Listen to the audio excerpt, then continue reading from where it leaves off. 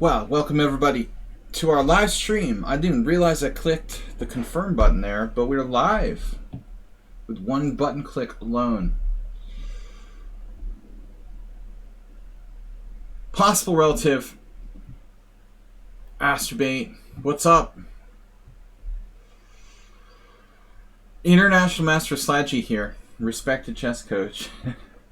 I love people who give themselves little blurbs. Respected chess coach and streamer, respected streamer, chess streamer, Sladgy.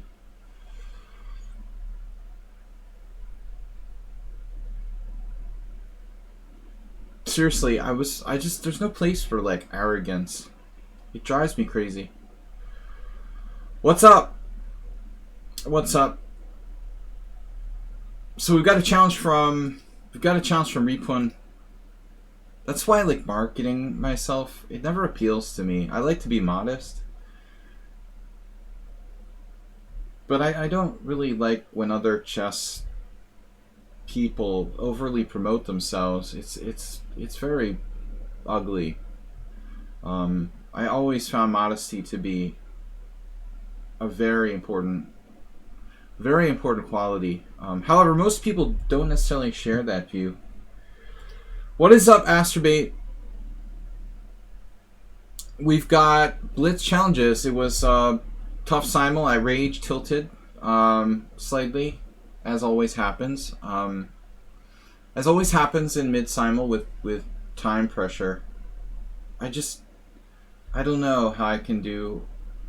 I don't know how I can do a classical simul against 25 players without rage tilting, when the time just sort of kills the games. I'm good. I've been a little sleep deprived lately. I had to wake up early this morning to go get the doctor to approve me for like a driver's license. Would have liked to have gotten a few more hours of sleep, but I got it. Monday morning's my only free time, so I would have liked a little more sleep. Mondays are usually rough after the simul. It's been a lot of poker, and I haven't been sleeping enough on weekends. But I'm good. I fixed the stream to some degree. I still don't have the best setup, but I did correct our major issue. It's always +1. Hey, good to see you. Thanks for being a subscriber. It's always +1. We had another subscriber I didn't mention last night while I was rage tilting. It looks like Michil DeJong also subscribed. Thanks, guys, for being subscribers. Good morning, everybody. We're taking blitz challenges. It's 2.5 hours of blitz challenges. Usually a little over 2 hours. Appreciate it. I am always +1. So I've got Repun Bansal challenging me. What we do on Killer Cop 2580. New account. Check that out. Killer Copy. Gotta be careful. Oh no. That's no way. No. Alright, Repun Bansal. An old rival of mine. I don't play him anymore because he flags people with rook against rook. Extremely strong rook versus rook flagger. We played many times on ICC, but I won't play that guy. It's just too much rook versus rook flagging for me. I've really graduated from that, you know. Repun Bansal challenged me 5+3.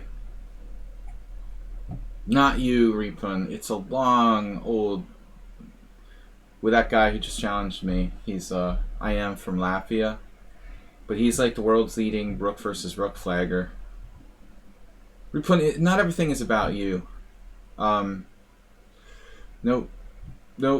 We're not talking about you. We're talking about an international master who just challenged me, who is the world's leading rook versus rook flagger. Yes, yes. Before you were born, I was listening to that guy with Rook versus Rook. Probably around the time you were being born, he was flagging me with Rook versus Rook. All right. Anyway, yeah, that's something I don't have any patience for. Rook versus Rook, opposite color bishops, where it's like a dead fortress. You've got to have respect for your opponent. At some point, not going to lecture on this all day. It just reminded me. You're still a subscriber. No, my game won't be fun because there won't be a game.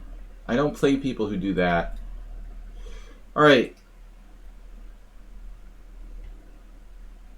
So we're taking this challenge. You play fast, but you obviously have some standard of sportsmanship, you know. I usually assume like title players should have probably more sportsmanship than the average player. So it's particularly disturbing when someone, you know, who's invested a great chunk of their life to the game, the real game, has no sportsmanship. That's kind of crazy, you know, for me. All right, but we're not talking about you. There was a secondary challenge. All right, so let's do. You played the Italian game. It's not interesting. I don't like it. I like the Spanish. It's more dynamic. The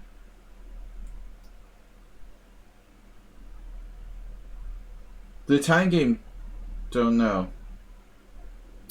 It kind of turns me off to e45, honestly. It's a little dry. It's like eating something really boring. Of course, the Petrov is too. Can be, but not always, depending on what white plays. Alright,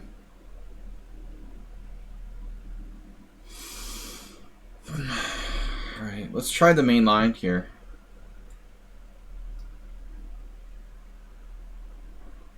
This line's pretty... No, that's Nimzovic's original move. Like, no one really plays that. Usually bishop f4, bishop e3. So what I used to do against that guy, it's very funny. Like, we probably played, like, I don't know, 30, 40 games on ICC. But at some point I got so tired of getting flagged with Rook versus Rook. If I got paired to them, I just resigned. Like, I wouldn't even, you know... You can't block someone from the like pairing pool, so I literally would just resign on move 1 if I got paired to them. I don't know, I must have lost like 100 rating points, like just resigning without making a move. I guess hopefully he got the message. I don't know. That's another chess site in another galaxy far, far away. Ironic that he would challenge me though. Maybe he's unconscious even of what I'm talking about. Right, so, I'm sorry, we're on bishop d3. Well, this move is not so dangerous, I guess. This is the least assuming. 60 LOL? What does that mean?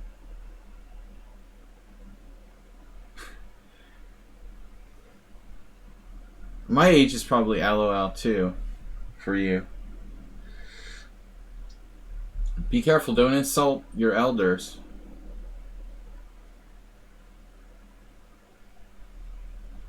A legendary nemesis. You once heard. I'm always +1. Legendary scumbag with no morals. He's almost famous. He's also famous for another very disgusting thing. I don't really like Chess Explained, to be honest, either, so they're perfect for each other. He battled everybody. Flagged everyone with Rook versus Rook. You've lost my respect for the rest of your life, you know. It's sorry. Not a fan of Chess Explained either. Greg's alright.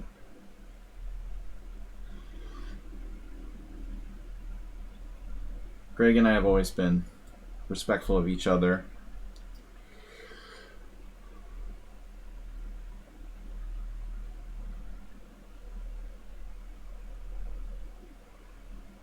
Those other guys don't have my respect. So,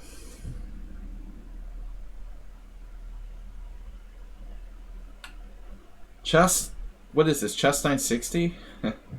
We got a good game here. Should I take his bishop? I guess there's no rush. Could take it though. How's business? We had rage tilt in my simul yesterday. It makes me crazy. I like lose on time. I start blundering. I have a lot of stamina, but I was a little short on sleep this weekend, and I rage tilted more than usual in simul yesterday. So where should I go here? I guess to G6. How's business? Man, we'll play the whole game and you'll still have like 5 minutes left. Repun doesn't listen to me. I try to tell him to use his time, but he never. He's got a little better, maybe. No brain, no pain. That's what they say. I respect first, then people ruin it by being themselves. I always show, respect. You have respect from the start, and then you either keep it or you lose it. That's all.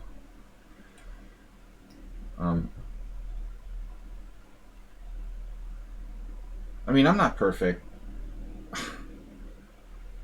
but I try to uphold some kind of code of honor. I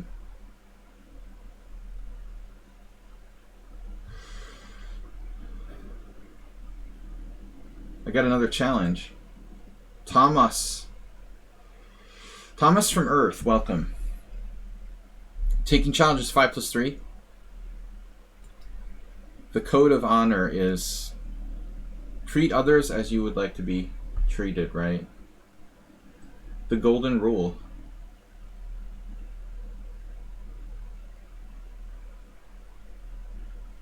Do unto others as you would have them do unto you. It doesn't have to be like, Christian biblical thing. It's a very basic sort of fundamental concept. If you don't want other people flagging you with rook versus rook, then don't flag other people with rook versus rook. Have some respect for the game and for yourself. Anyway, I'm going to stop dwelling on this. Just, it disturbed me. So, yeah, what is going on with this position? Oh, okay. Boom. Very interesting. Bishop g2, bishop d3. Bishop d3, bishop g2. Bishop g2, king g2, rook e3. That looks doable. Sensible. Repun. You're a weird guy. But we like you anyway. He just randomly challenged me. I mean, he goes on the site. He obviously discovered it. And then starts randomly challenging other players who have ratings around him, probably. I don't think there's any mystery, He just happened to randomly challenge me. Maybe he clicked on my stream. But I assume the guy's really ignorant. Once we played in over the board chess in Oslo. And it's funny, I'm not sure if I already hated him at that point or if it was only after that. We had 2 draws in over the board chess. But it's interesting that he's not quite as good at flagging people with rook versus rook in over the board chess as he is in online chess. So there were 2 draws.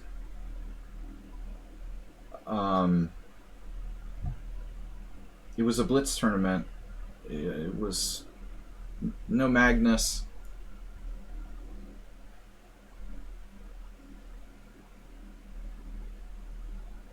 I can't remember now.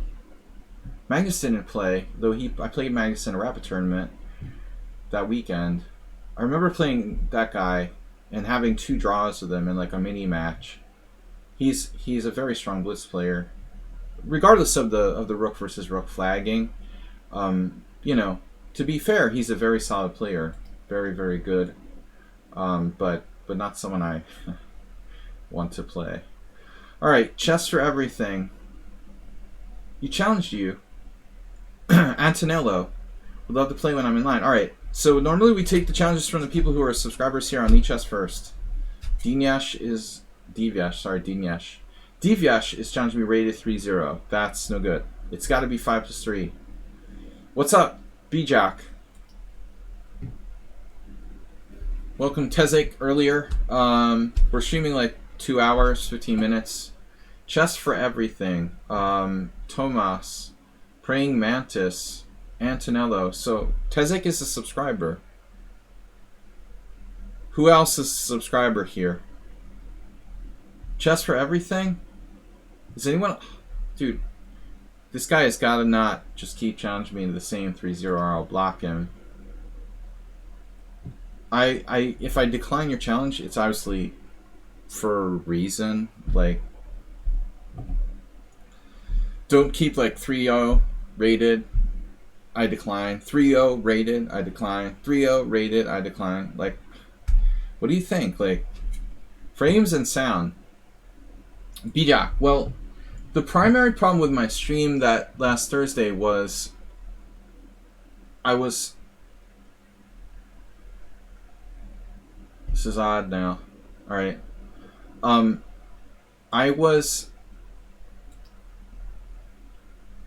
actually unknowingly streaming on my Wi-Fi while I was trying to stream on the Ethernet. So streaming isn't really good on Wi-Fi unless maybe you have incredibly good, connection or something in a very modern setup. I guess, So I assumed I was connected to the Ethernet, but I was actually not. That was the main problem. There are other minor stuff with the sound, but it never occurred to me. You just take it for granted. I didn't unplug the cable. Somehow it must have either been my adapter, because I have an adapter that connects the Ethernet through a USB port, and maybe the adapter went bad, or maybe it just was loose, or the cable was loose, or something like that. That was the main problem. But it took me like 2 hours to figure it out. I wasn't sure what it was. Alright, so I don't know. Is anyone here a subscriber from this list other than Tezek? I'm going to play Tezek first. It was destroying the stream. But the funny part was, it didn't, instantly not work. It was just spotty. So at first I was okay, and then it started to really fall apart. Yeah, you can try to stream on Wi-Fi. I never did, though. I always have used the Ethernet cable.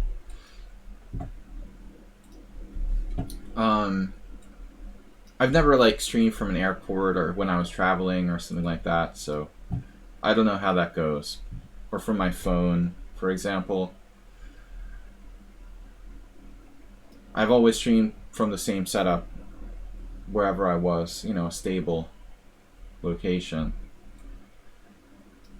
It was like I was in an airport Wi-Fi, basically. I mean, kind of situation. Queen's Indian. Blogger style. Travel blogger. Tony Miles attack. I've got challenges from Chess for Everything, Tomas, Antonello, and Nakriba. I played the Pawn the Blitz from the train. Yeah, that wouldn't have. From the Corona train. Literally called the Corona. I didn't think about that. From Hungarian train Wi-Fi. That was lucky that the tournament ended right before we crossed the border. Now d6. So here I think normally black would either turn it into a kind of Queen's Gambit type structure or go for c5. It's like you can also wait and castle and then decide what you want to do. But you don't want to wait on c5 too long, because if you wait on c5 too long, I'll hit you with d5. It's either d5 or c5. This is kind of passive for black, though playable. Chess masters who cry a lot.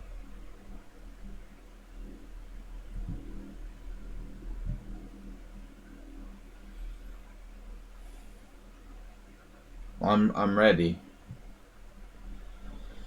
We're ready. See, this c5 allows Benoni structure, and that's probably not good. Waiting to pull the trigger.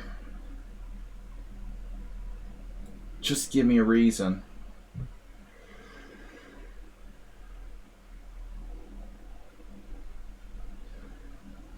Now we've got the space. Okay, you know, you can play a bishop e7 style Benoni. I mean, it's not like you're lost or something. It's just not considered great.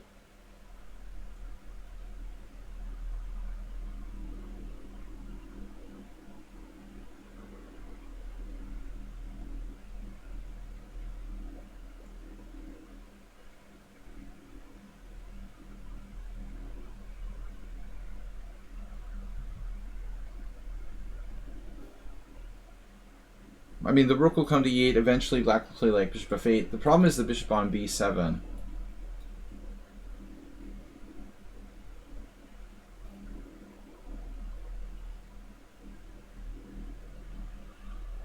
Yeah, so that's the point there.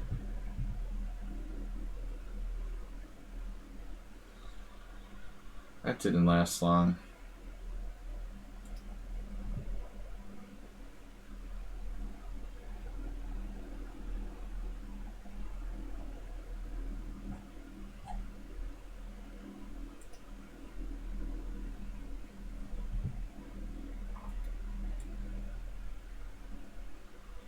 I'm just thinking we haven't had our regular trolls in a while. It's been a pretty good run.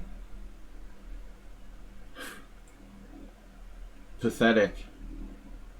It's pathetic to spend most of your time on the internet, but to do it like randomly trolling people is pretty sad.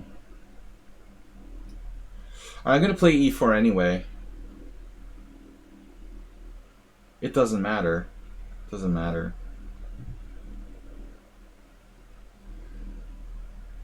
Totally, it's not even funny or even relevant. They don't even have like a good imagination or anything. At least if you're going to be a troll, like come up with something funny or, you know, relevant. Trolls with no imagination, that's the worst. Bishop d3 doesn't help my case, I think. Yeah, we're trying to not attract attention. To yeah, whatever.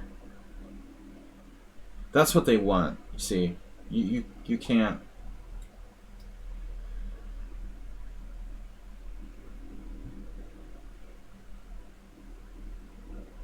Go there. I've got better things in my life to worry about than some moronic teenager.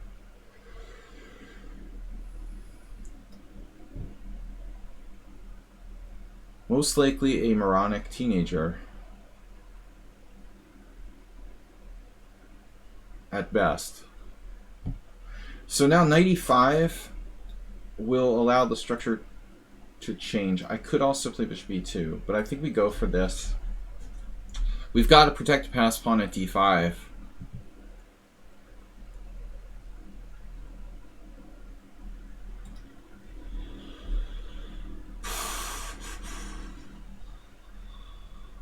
Could it be Bob? You never know. I don't think so. But Bob did show up recently. He was fairly well behaved. But it's possible that Bob has multiple personality disorder. Alright. We'll go with bishop e3. Bob is a strange person, but he's basically good rather than evil. But sometimes he likes attention, and sometimes I suspected that he would create these like alter identities that were trolls, just out of like boredom or something. You know, he wants attention, but I'm not certain. You know, it's just a theoretical possibility. No, Bob was a regular before you started coming on the stream.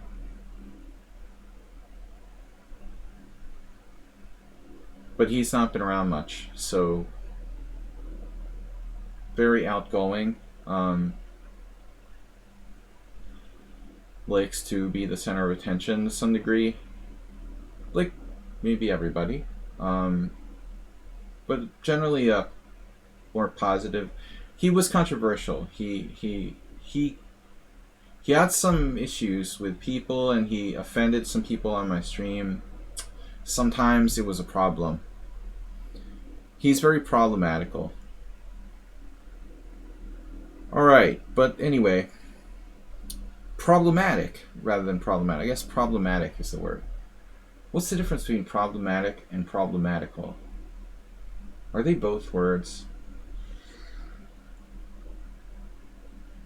Ham.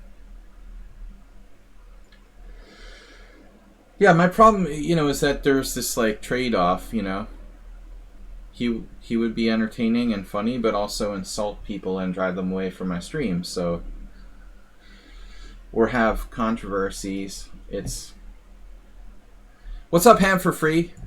I don't need to play soap operas and have people offending other people on the stream. I mean, I'm already here to like offend people. I don't need other people to like help me offend my viewers. I can do that all by myself.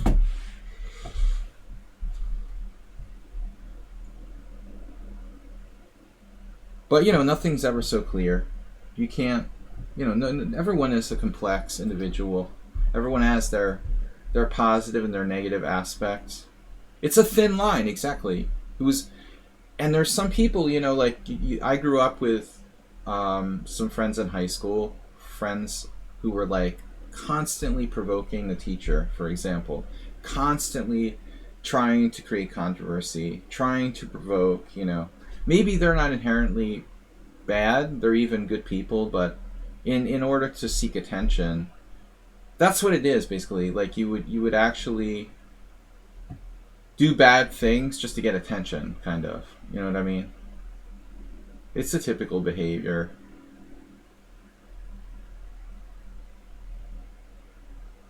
Knight b5. So how do I make this protected pass pawn work? I mean, we're all guilty of that to some degree. Whoa! I'm changing my plan. Midstream. Literally. Damn, dude, you're almost flagging me. Tezek, you snuck up on me. You're not normally a flagger, kind of. But you've played consistently quick, and I'm taking my time and talking too much.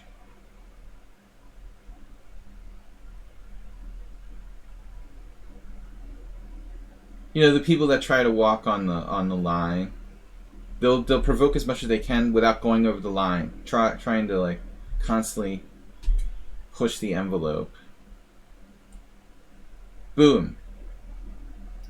There are some technical difficulties here. We're having technical difficulties.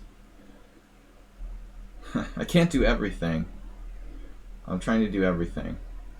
Talk, stream, play good moves, defend, attack, use positional chess, be careful about tactics, tricky position.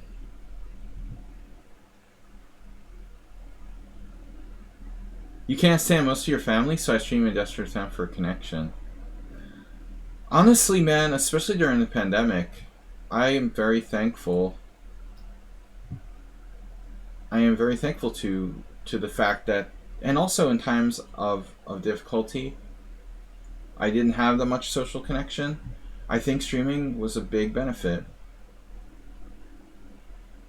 I'm like an inherently social person, and not like not crazily so, but maybe above average for a chess player. So it's good for me, not to be too isolated. But I hear you. Yeah, I think streaming has been good for me from that aspect too. Um, Also, you psychoanalyze on top of that. Perhaps, to some degree, you could call it that. My e4 pawn is hanging. Hanging. Boom. Oh no. Alright. Yeah, it was a good positional lesson. I almost lost concept of time there. But Tizik basically got outplayed strategically. Alright. Next, Sumaher. I've got a challenge from Cassette Deck with the inverted time control. 3 plus 5. Freud. Phonetic Freud. The phonetic Freud. Frenetic and kinetic. Sumaher is a subscriber. Is anyone else on this list here a subscriber currently? I had a funny stream yesterday. I was in a really good mood and kind of joking around a lot. Then I went on tilt. So it was a mixed bag. But I've been really tired. You played an over the board. This is first time chat from Giveabyte. You played over the board classical game. Classic what? That's a classic time control. And you finished the game 50 minutes on the clock of the extra 30 minutes. Maybe you could analyze it later. Actually, Giveabyte, I would appreciate if you subscribed and you could submit it to me for a Thursday stream for subscribers. I really don't do analysis on Mondays and Wednesdays. Guess my ELO. Really mean a lot because my dad is 1900 FIDE, but obviously analyzing with him is good, but not as good as an IM. Feel free to send me the game. But generally on Mondays and Wednesdays, I don't do that. On Thursdays, I do game analysis with subscribers Thursday nights. Guess your ELO. Guess my ELO. Well, that's hard to do. How would I guess? I guess it's lower than a 1900. Ooh, I had a bad game yesterday. That was the game that set me on tilt. I lost the knight c6 Nimzo. Totally went on mental tilt. I got a passive position in a classical Nimzo, and my opponent played like a master. I looked at the game after, I suspect him of cheating. That's what made me tilt yesterday. But, the frustrating thing about suspecting people is that you can't conclusively prove it. So it drives you crazy and eats away at you. I don't like loosely accusing people of cheating. But at some point, you get frustrated. Oh, I haven't beaten the guy in 19 games. The problem is, do you have to make a study on Lichess to send it? Yeah. Yeah, I would appreciate if you would subscribe to the Twitch stream. Generally, I don't analyze non-subscriber games unless we don't have enough subscriber games, which is possible. Even if you don't subscribe, well, anyway, Astrobate just subscribed to you, Giveabyte. So congratulations and thanks to Astrobate. Yeah, put it in a study and then send it to me, and we'll analyze it on Thursday night. And even if you can't be here on Thursday night, I do upload all my... You can watch them on Twitch, but I also upload the games or the streams to YouTube, so you can always watch it forever. Yeah, no, that's nice. Astrobate's a great guy. That's one of the reasons why he's a VIP. He's one of the kindest people I know from my streaming, and not surprised to see him donate a gift sub here. if anything. Very nice, Astrobate. Thank you. Yeah, he's, I would say, the kindest person, I've quote unquote met by doing this stream. One of them, anyway. It's hard. There's a few that are in contention for that title, but I have to say, I mean, that there's some annoying and bad people that we've had to deal with, but my experience with streaming is a very positive one. So, Astrobate, you're very special. 94. I've been doing this for a long time, 5 years. You have another one today. Wow, I mean, yeah, I miss playing over the board more. I don't get to play enough. I've played like 12 games this year. 9-round tournament plus 3 team games. And that's the least I've ever played. No, last year is maybe. No, that's a good question. Maybe this 2021 was my least number of tournament games. Speaking of kind, people who I really appreciate and have really been very happy. I met Mr. Coffee. Good morning. You sense an imbalance in the force. Well, I was just talking about the kindest people on my stream and you just showed up. So that's kind of weird.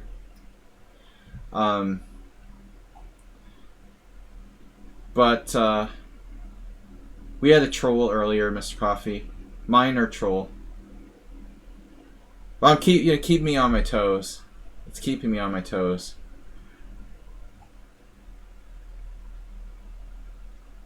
But I've been a little sleep deprived. So I was telling our new subscriber that he can submit a game for Thursday. And he's a new subscriber thanks to Astrobate. We have a curtain troll.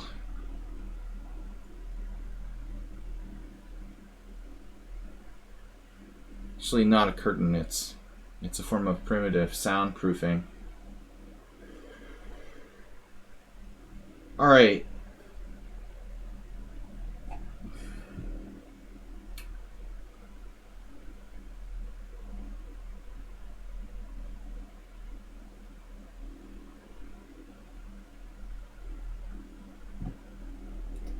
Does seem like the kind of thing that Bob would go for, though. He's very superficial, as much as we love him.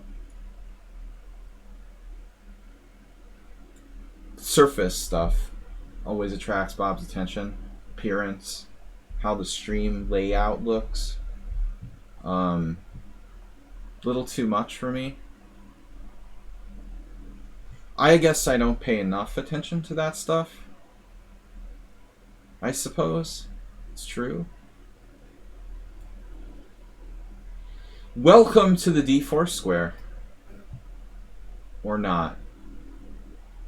Since not, and I don't know why I wrote in that way. Oh, I'm Italian, so I make mistakes. Dude, many people here are not native English speakers. Most, in fact, give a bite. Well, more than half of my viewers are European because of the time that I'm streaming, I think. Or non like American. I'm American. I don't live in America. I live in Europe. And because of my stream times, I think probably more people are non-native English speakers than there are native English speakers. It's close, but no problem. Majority, we have very international viewership here. I live in Hungary. EST here. Yeah, ham for free, you're in the minority. Astrobate is also in the United States. Mr. Coffee is also in the United States. But I know it's not easy for those guys to watch the stream due to time constraints. Yeah, I actually would have thought your English is excellent. Written English. Like, for example, if I can speak Hungarian, but if I tried to write it, it would be like a total disaster. You've obviously studied English. All right.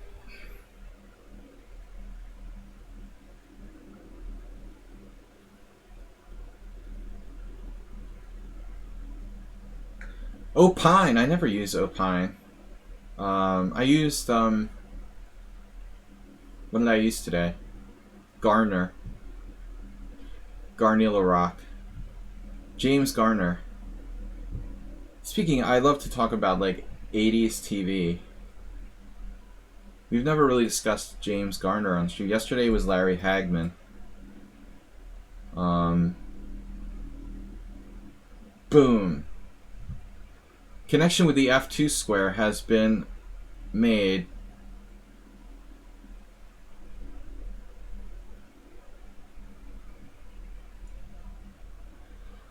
Non-native English speakers have a better command of the language than people born in America. I think they have a better command of a lot of things.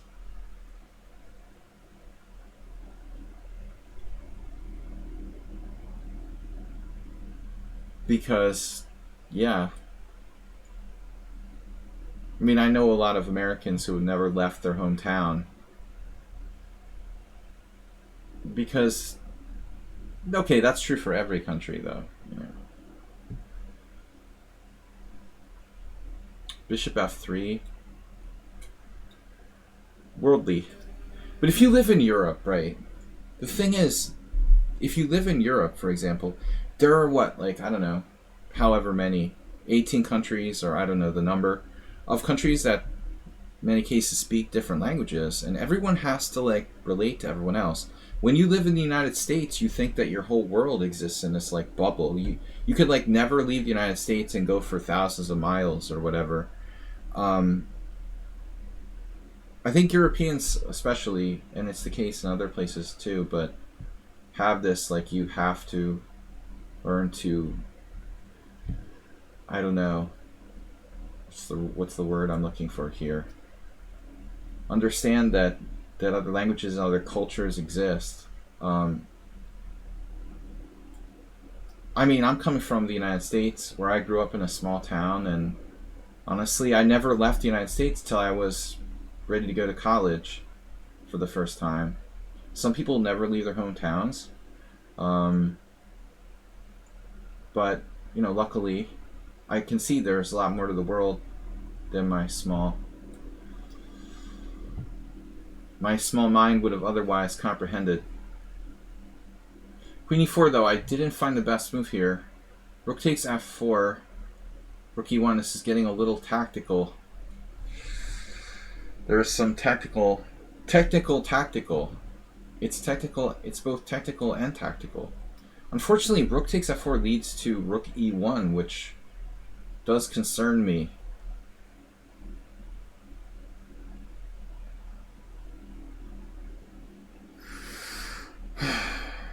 I was hoping for a little more advantage here. I can take and play bishop a6 and just basically be a pawn up. I guess that's as good as anything. Or bishop e4, bishop a6. We're just taking down this pawn. That's the maximum I could extract. Tooth extraction. Chess is similar to dentistry.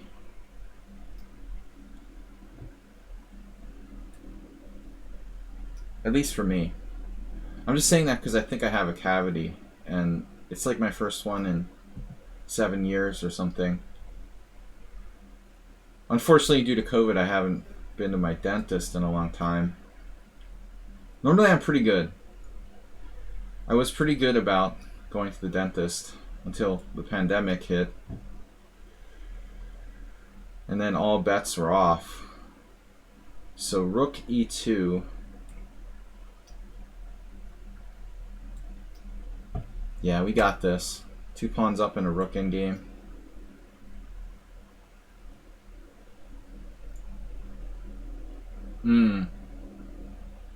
Do you know a way to send a chess-based file to Lichess inbox?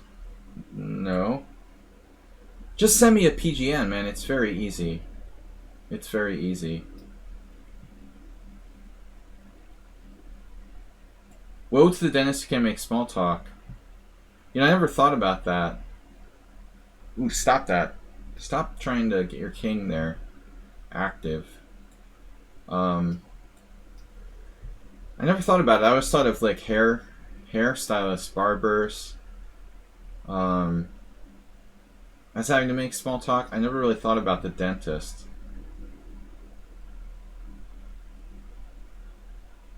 But I guess you're right.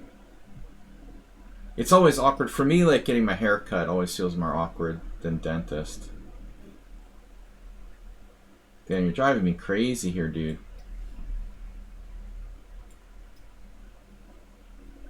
What a fighter. I have 3 connect pass pawns. He's like finding the best possible defenses. I always felt more awkward, you know, when I went to like a new barber or something and I had to make small talk. Dentist, for some reason, never really thought about it too much. I guess you're just more fearful at the dentist. It's more serious. Look at him trying to get me here. Trying to get me, but it's too late. Yeah, music was a big one. They would give you like a headset. I suspect it's time for me to go to the dentist. I'm not sure. I think I have a cavity. I know that's interesting. It's really interesting. I've been dying to share that with everyone. I don't even know how that came up. Oh yeah, because chess is like dentistry. When you got such a small advantage, you know, I'm like, there was this one player who recently was on the stream and he was like, "Oh, I thought you were a surgeon." I was like, "What?" Yeah, he says like, "You said you're a surgeon." He like literally thought I was a surgeon. I think I said like this game is like a surgical procedure or something. You could say the same thing about I'm kind of dentist like player. This game was very dentisty. I just try to accumulate very small advantages with a surgical style. Not everyone plays chess like that. That's how I typically play. Alright, knock Reba. Maybe in another life I would be a dentist, but I've never been one for steady hands. You literally don't know why no one plays Nimzo.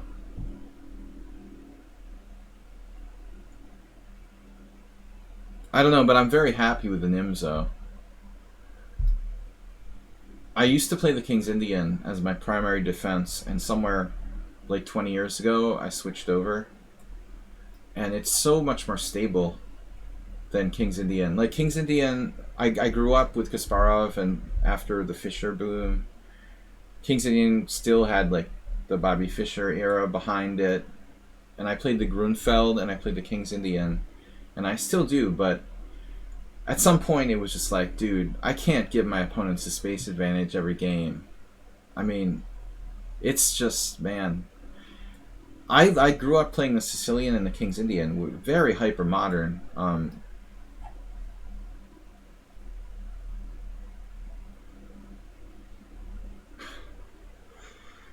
Yeah, don't.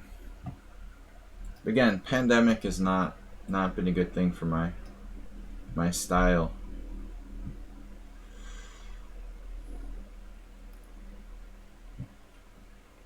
Don't even start to talk about like hairstyles or barbers. I still miss my barber in Boston. It's a very personal thing, you know. Dentistry is too. Yep. You don't like people messing with your body, you know, or like strangers.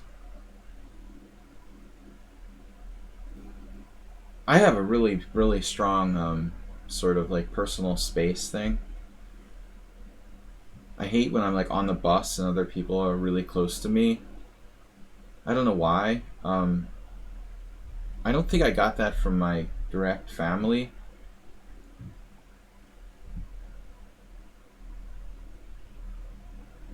So like someone's real close to you, like they're cutting your hair or doing dental work. I mean, you gotta feel like comfortable. Anyway, this is kind of a weird conversation for a chess stream, but I'll talk about anything, whatever pops up. So we saw this similar structure earlier. I don't know. I would like to play knight d4, but unfortunately, that's not quite sound. Or is it? Is it? Is it? Knight d4, knight c4, queen b3 could literally almost work. But it's pretty much a stretch. A little too much of a stretch for me.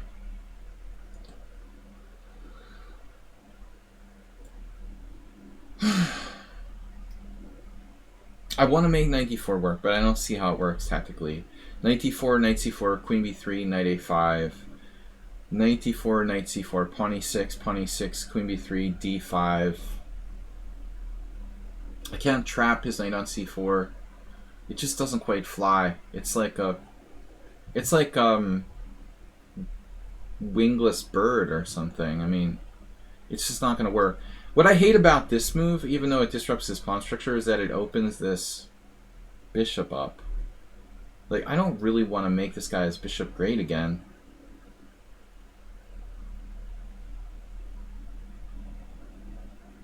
I guess, yeah, we're at the crossroads of chess world. The positional world. Mr. Coffee, these are the kind of conversations I miss. And they don't happen in the afternoon evening streams. You know what it is? It's sleep deprivation. Some of the craziest things happened to me when I was sleep deprived. It's the most interesting experiences. I have a theory about it, you know. Oftentimes, like, having a hangover is very, very similar to having sleep deprivation. I've had some of the most interesting sort of mental states when I'm in that place where you're kind of tired, you're like relaxed, but not drunk, you know, very sober. Actually, Bijak, delirium tremens, I took Nefedov there to this Belgian beer place. That's a famous, very famous Belgian beer. Down the street from me, there's a pub. I'm a little worried about it, actually. The last time I walked by, it was closed. It's the nearest Belgian beer bar to me in Budapest. There's a number of Belgian beer places that are quite good. But that's the name of that. I know from that.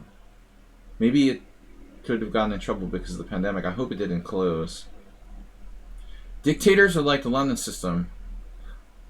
They're trendy. Did I say that, or are you just making that up? Says, like, speaking of dictators, did you summon the American ambassador there in Turkey? No, he's been kicked out, right? He's persona non grata. Turkey has kicked out like all Western ambassadors or something now. Major diplomatic rift. I really said that? Speaking of dictators. Man, dictators are trending worldwide. What happened today? There was like a... Speaking in world news, today there was a revolution or some kind of thing happening in Sudan. What is the currency in Turkey called? Turkey's like, is the Turkish currency like collapsing? I hope you've got some Bitcoin. Yeah, I wanted to say lira, but that seems weird. Is the Turkish currency really called a lira? How is that possible?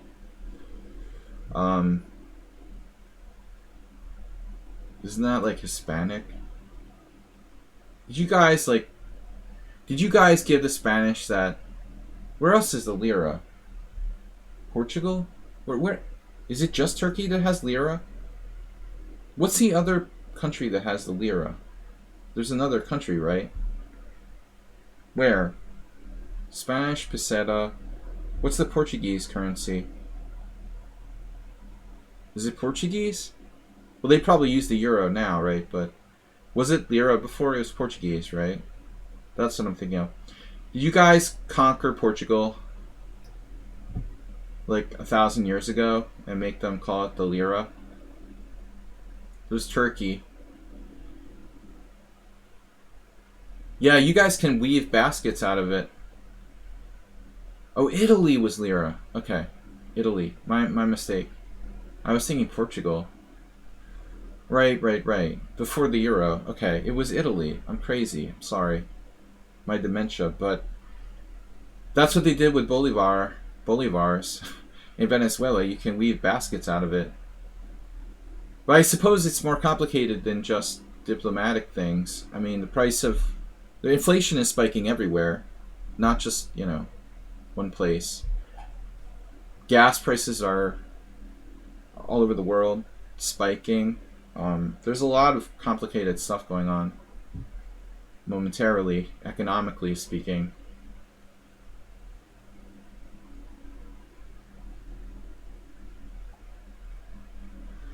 Only 10 countries have never been colonized by a Western European country.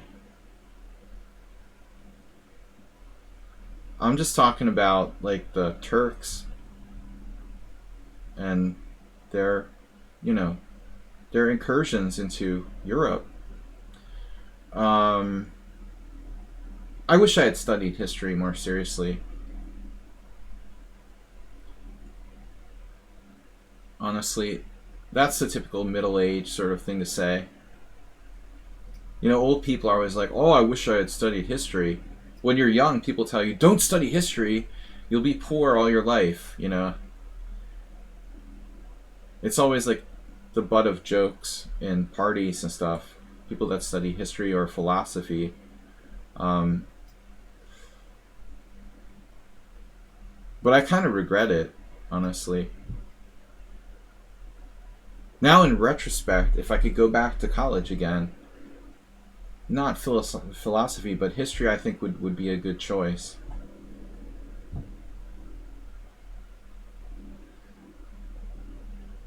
The very link with which history is written is merely fluid prejudice. I think history seems to have more meaning every day. Or less, depending on from what perspective you're looking at it.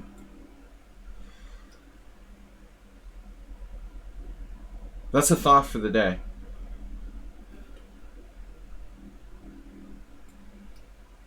We'll come up with a thought for the day every stream.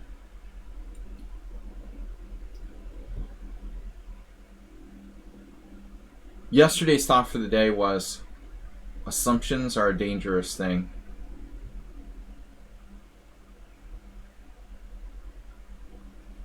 Today's thought is history is becoming more relevant every day. Sacrifice my queen. A knight, a bishop, and 2 connectors. Or the exchange. It's probably a sound sacrifice. We could do like a Lev Albert. Okay, this is honestly purely arrogance. And once Lev Albert sacked his queen against a friend of mine in the New York Open, it was brutal. He got like 2 minor pieces and this like wedge of pawns. Now I'm threatening the exchange as well. So it's like just about enough compensation, but I'm being overly snobby making that sack. Let's just for fun. It was for fun. I normally take the game seriously and I don't do stuff for fun. I just want to see it was unsound. Computer says it's unsound. Yeah, I'm not surprised. I have to just play queen a2. I couldn't resist, you know. The plan was originally to play queen a2 and just like take this. But I was like, oh, alright, he's low on time. This is basically a bluff. It's the third best move. Wow. It's the second best move. Queen h4 sucks. So I don't have too many options, actually.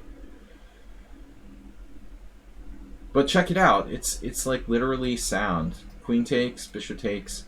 Black is slightly better if you find rook b6. Now there's an awesome move. Check this out. Bishop c8 is equal, and white doesn't take the exchange. Plays d6 or rook f d1. I just so rarely get to sacrifice my queen because I play so, like, quote-unquote correct style. I rarely try to do fancy sacrifices. Dentists don't do fancy sacrifices. Artists do fancy sacrifices.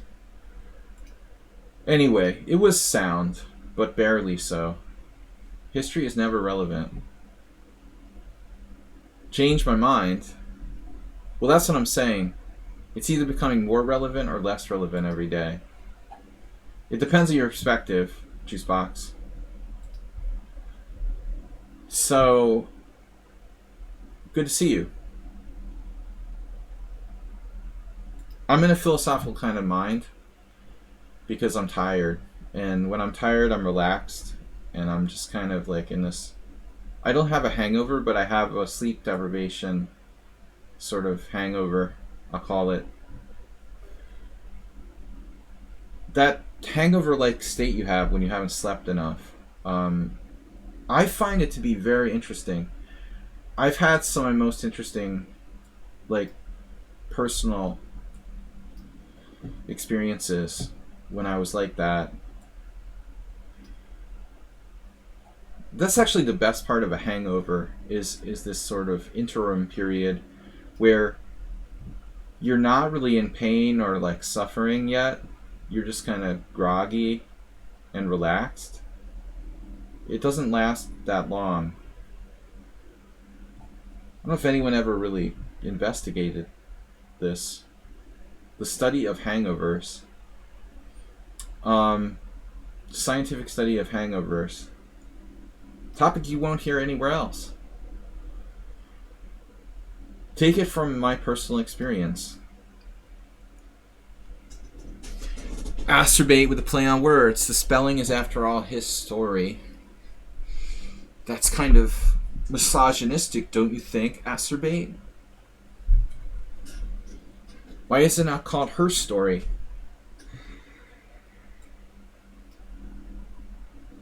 We gotta be gender equality. That's cool. Equality for all. F4. I feel like I played the same game. Did I play you the same game? Was it like the same player? No. Oh my god, this is the guy that beat me in the... I assume it's a guy who beat me in the... And that's the Evans Gambit person.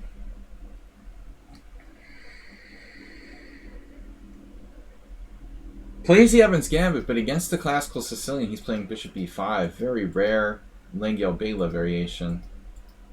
I played a6 here. I don't usually do that. That's my hangover. Sleep deprivation. a6 was a little bit of a loss of time. I normally wouldn't do that. See, that's where you get in trouble. It's one thing to be philosophical, but another thing to be inaccurate. I'm sloppy when I'm tired. What would a modern day Unix's pronoun be?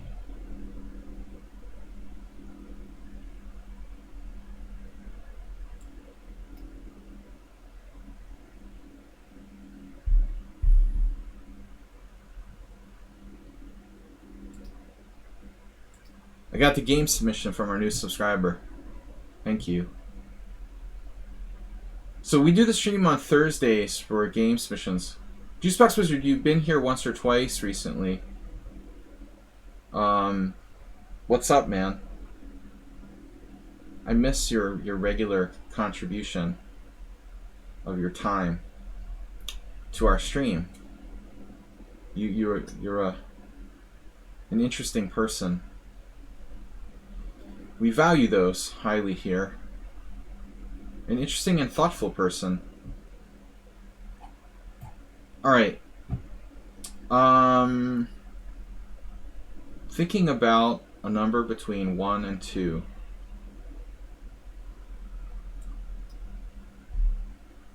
Already 0-1 against this player. I could be 0-2.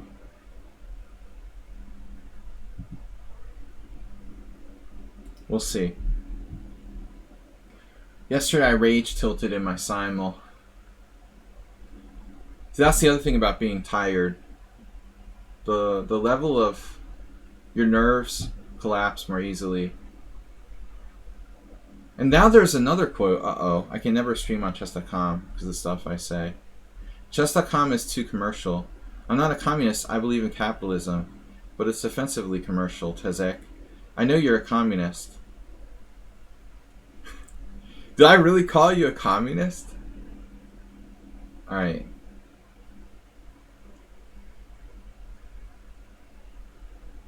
Must have been in the heat of conversation. Not that there's anything wrong with being a communist. I know, Dubalt is a communist, right? Famously. C4. It's like I'm playing Aaron Nimzovich and he's rated 1869. By the way, 1600 in bullet. I'm literally playing Aaron Nimzovich. So I get paranoid when I start losing multiple games to people right out of the gate.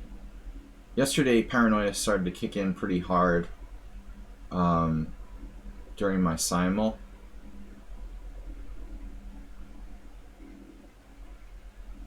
We'll see. We'll see. Just because I'm paranoid doesn't mean they're not out to get me. That's very overused quote. Stolen by probably Kurt Cobain and many other people. Don't know who originally said that, but it's a good one. Probably some 70s beat writer or something. Who originated that quote? Good question. 70s beat writers? I don't know, when were the beat writers? In the 60s? Whatever. I don't know what I'm talking about. I just ramble. So this, I don't know, man. I mean, this is 1600 bullet. Should I just resign now? Should resign now or later? That's the question. McCarthyism. We studied that, speaking of history. I'm a big McCarthyist. I'm literally playing like Aaron Nimzovich. He's just not that good at bullet chess. But I expect to be losing again. I made one inaccuracy with like A6. Yeah, I got your game there. Thank you. We'll take a look at that later on Thursday's stream.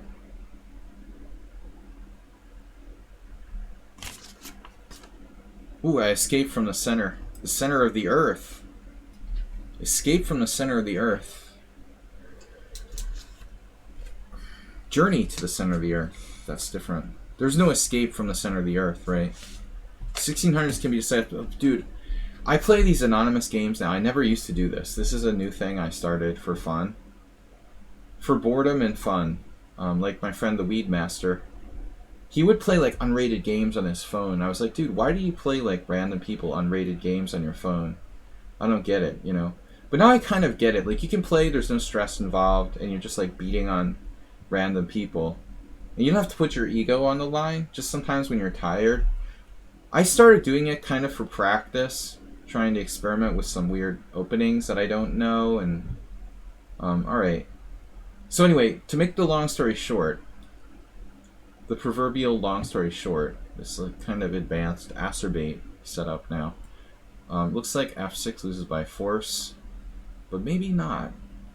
Anyway, to make the long story short, I'm playing the Alyakin's defense. This guy is no 1600 bullet player. This is like really disturbing. He beat me. I was out a book in an Evans. But it was like execution style. Now rook f3. But anyway, I finally getting my point. You can play these games with people, and you're like, this player is a grandmaster. They play like 20 moves perfectly, and then all of a sudden there's this move that's just like, whoa, he's 1100. How does that happen? Like, how are people literally... Yeah, man, this guy is very disturbing, I would say. Disturbingly strong. Disturbingly strong. I don't like the look of this account. Extremely, extremely strong for the rating and the suspiciously low bullet rating. Like, if you don't have enough time, you're really, really weak.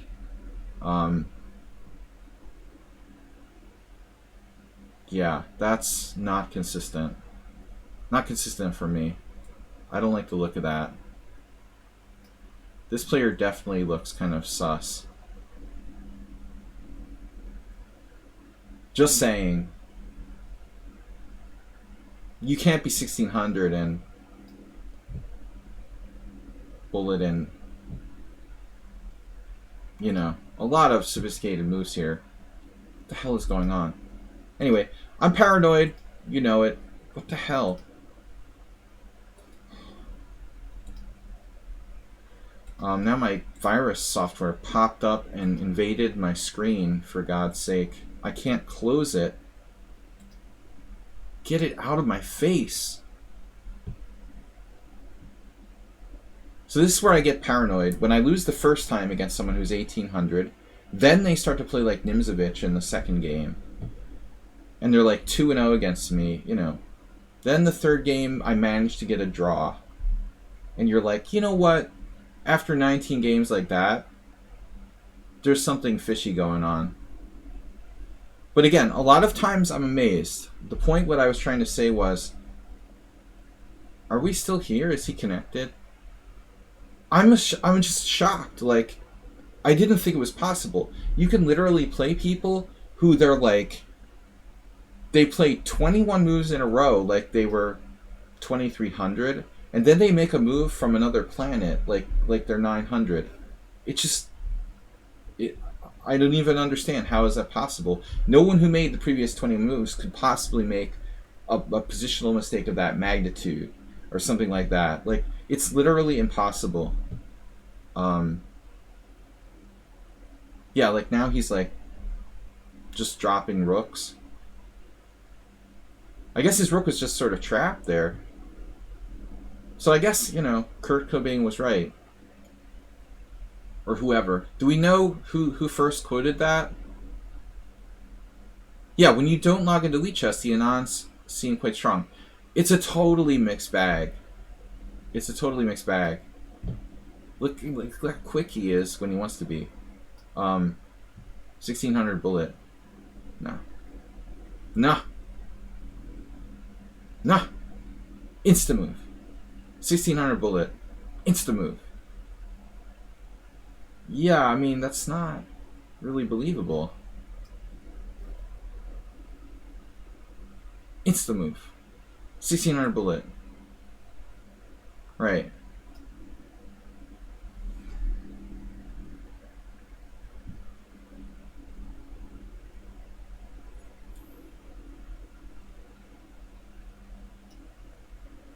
This guy is like 2100 if he's a day.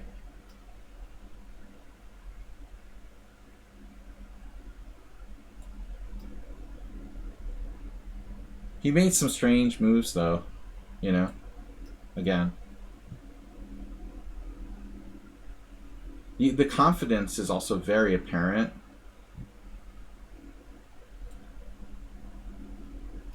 I'm almost losing on time against the guy who's he's supposed to be 1600 in bullet. Explain to me how that works. Can somebody explain to me how that works? How do you lose on time against someone who's 1600 in bullet? I just dropped a piece. Yeah, I'm done with this guy. I'm pretty much done playing this guy. Whatever. I don't know what your deal is, but I'm not going to play you anymore. There's something highly suspicious about this account. I am blocking you from playing me in the future. Alright, that is not the game I wanted. I was winning, but it's just not right. It's not right. That account is not right. 1600 bullet and plays like instant moves. No, no. I am not going to do that anymore. I do not want to play you anymore. I don't often do this, but I really don't like the look of it. Apparently, I was totally winning, and it's my bad. But again, I don't know. I guess I'm just paranoid. How are you 1600 in bullet and you can play super fast, C, Queen E2 instantly, whatever. No. Wow, we have the quote of the day. Thank you. I've been playing like chess for 30 years. You don't say like bullet and rapid is a different game. I don't mean to be sarcastic. I'm a little bit pissed off because I just lost to a 1600. But I'm aware that bullet and rapid are different games, and blitz and rapid are different games, and classical and rapid are different games. But this guy is playing bullet speed moves like a 2100, and he's rated 1600. So how do you explain that? You know, how does when it comes down to the end of the game where there's literally like 10 seconds left, a player who's 1600 in bullet reacting like a 2100? Okay, how do you explain that? That's what I'm saying. That part of the game now, we're at a bullet stage of the game where the player has 10 seconds left. This player who's supposed to like drop pieces and be 1600 in bullet is literally reacting like they're 2100 or something better. No,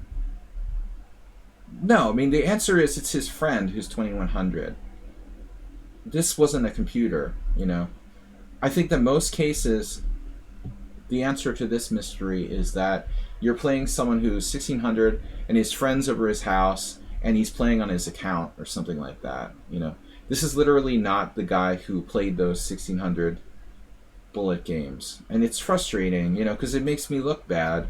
I'm like losing 2 out of 2 against the 1600. But there's a reason, you know, because it's his friend. It's not him. I mean, it's not a computer, but it's also not a 1600. I mean, I'm well aware of like the difference between different rating categories, but I'm tired of playing people who manipulate, you know, playing with a computer, playing with your friend, having someone else playing your account. There's lots of things people do. But if you're 1600 bullet, you suck at quick play, okay? That's all there is to it. Like, it is. That's, you know, I don't mean to insult people who are literally 1600, but that's what it means. It means you suck at moving fast. It doesn't mean like you spot Queen takes E2 like instantly and you're really good at moving super fast. It's the opposite, actually. Now I've got another, oh no, it's Batlord 2086. Let's just resign. Should I just resign here? I didn't mean to take this challenge. I'm just going to resign. Because I'm not taking challenges from people with less than 100 games. I was kind of tilted from the last game. I lost the 1600. I was winning, but I got kind of paranoid. And then he, you know, started to play like 2100. But I mean, the last guy, I just am not going to play people like that. What is this latest game? Sorry, Betlord. I'm not going to take challenges from people who are...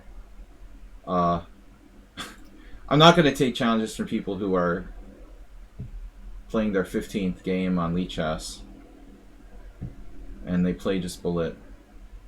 Alright. Anyway, that was a mistake. I shouldn't have taken that challenge. Here's a player who actually has rated games. Alright. Normally I try to check the opponents before I play them to make sure. Lionel Spoon, if you don't have 100 games, I'll make an exception if you want to play because I know you. But that's the rule I always go with. The last opponent, unfortunately, has played 12 moves and has used 1 second, and whatever. That's enough for me. But I knew something was weird. I don't know anything about them, but I'm not going to take challenges from random people who have less than 100 games. It was my bad. I'm sorry for accepting your challenge. I was already pissed about the last game. I have no problem with losing. No problem at all. But I'm not going to lose to 1600s who play like 2100s and be like, oh yeah, that's cool. You know? It's fine. I don't mind losing to people who are decent players whose ratings make sense and whatever, you know. It's totally okay. I lose all the time. But when 1600 players play blitz and bullet like they're 2100, I have a problem with that. Anyway, I'm done tilting. No, the internet is a disaster. I mean, you can't even have a chess tournament online. It's a shame, you know. The player I was playing isn't a computer, you know, but I mean, I'm saying there's something not right there. Like, you can't be 1600 and play like that. 1600 bullet. So he's slow. You know, he had like 500 bullet games or whatever. And now he's like faster than me and can react like perfectly and fast. In a lost position, but still, you know. I knew the account was fishy. He probably used the opening book the first time against me. If you're cheating in one aspect, you're probably cheating in more than one. But I was willing to accept the first loss because I don't know the black side to Evans that well. But, you know, now it's just whatever. Mr. Coffee also had Oleg Krivonosov challenging me, so it's been a good day all around. Oleg has discovered Lichess, my most beloved old days ICC opponent. He can play Chess Explain, you know, perpetually and in the afterlife for all I care. Hand for free, cool. He sent a challenge. We have Enrico Violini. I just asked people who have 100 games. Honest Raj from Turkey. Enrico. You know, just if you're gonna like beat me, look at this guy. Okay, that's believable. 54 blitz games, 48. He's barely. Truth always wins. All right. Just don't be 1600 in bullet and play like you're 2100, because that's the only way that's possible is if you literally. It's possible if you literally played your bullet games like 2 years ago when you know, before you got better. It is possible.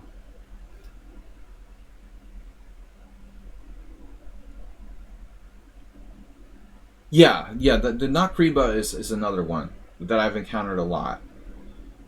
Exactly. Like a 2100 teacher using his, you know, 1800 students or 1600.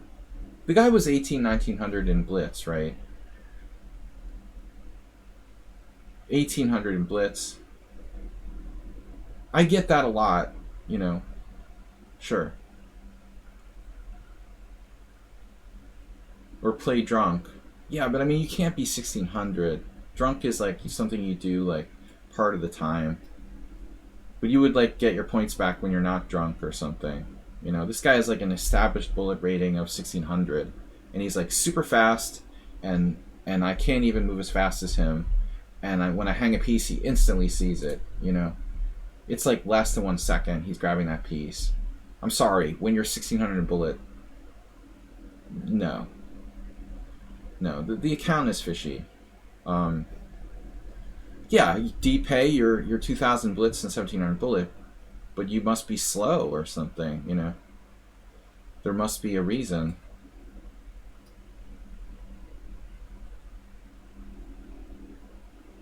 If you're like old and slow.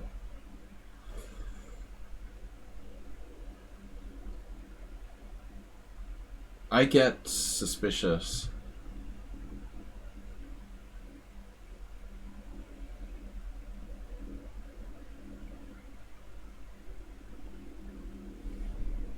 Hmm.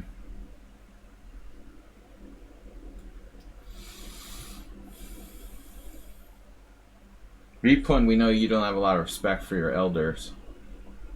He said 60 LOL today.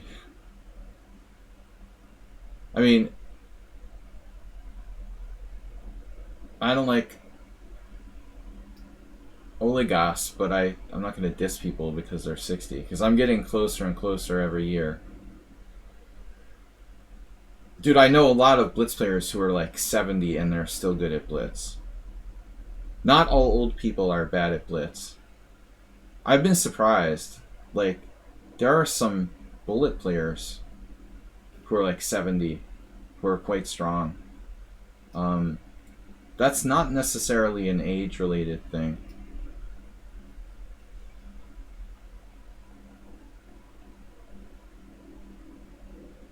Oh, the fact that he's a Brook Ending flagger, but now he's 60? Well, why is that funny? What does it have to do? I don't understand what one has to do with the other. I just didn't get the connection, honestly. I thought you were just kind of like, LOL 60.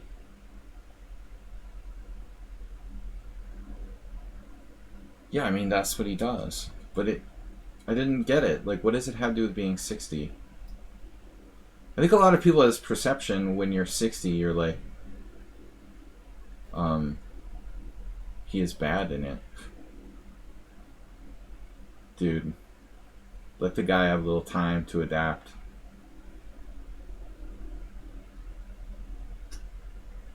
Yeah, good luck with that.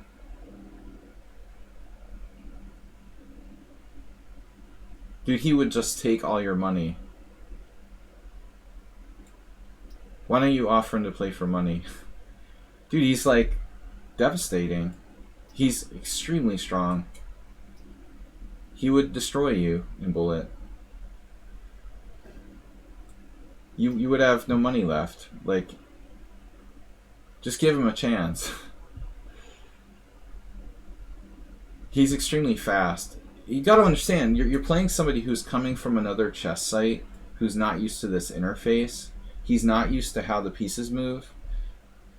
He's not used to the web-based interface. He's been playing on ICC for like 20 years. If you give him a little bit of time, if you give him a little bit of time to get used to, you know how hard it is to get used to playing on this web-based interface, on the browser-based interface when you've been playing on a dedicated chess interface for like 20 years? It's a totally different feel.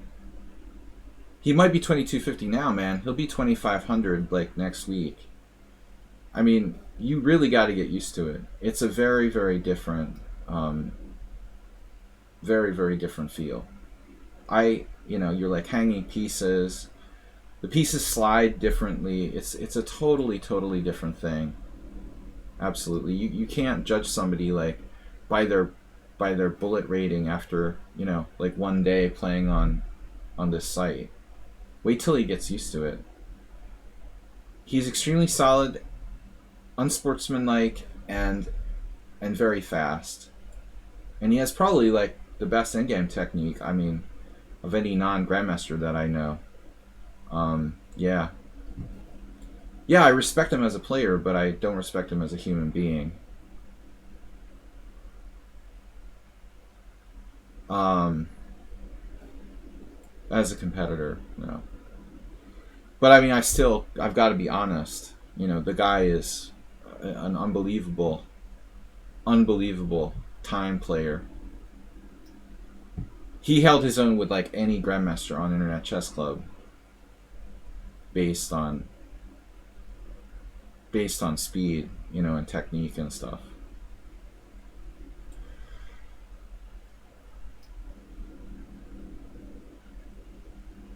The problem is when you lose touch with your sportsmanship. I guess what happens is, and that's one of the problems with Bullet, people become obsessed with winning and excited, and they just care about winning on time. And then sportsmanship kind of gets thrown out the window.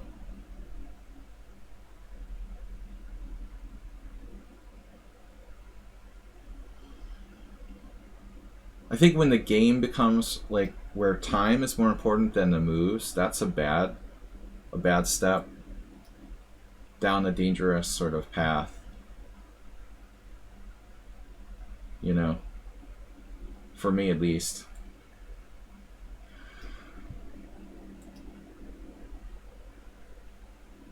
That's where it starts to become really ugly. Chess should be about the game itself, not like winning on time. Well, it feels like a different game to Blitz Rapid. Yeah, it is. It is, but I mean, they are all closely related to each other. You know, you can't be like 2200 in Blitz and 1600 in Bullet. You know, there's no way. I mean, they're neighboring time controls. You know, there's no way you're like 600 points higher in one than the other. If you really play that time control, this player is trying to rematch me. All right, Honest Raj or Rai. How can you flag in classical chess? Dude, I'm not talking about classical chess. I'm talking about Blitz. I play Blitz. 5-0, 5-3, 3-0.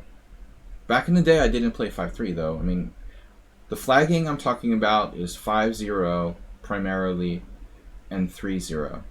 And it's when you have a rook and the other guy has a rook.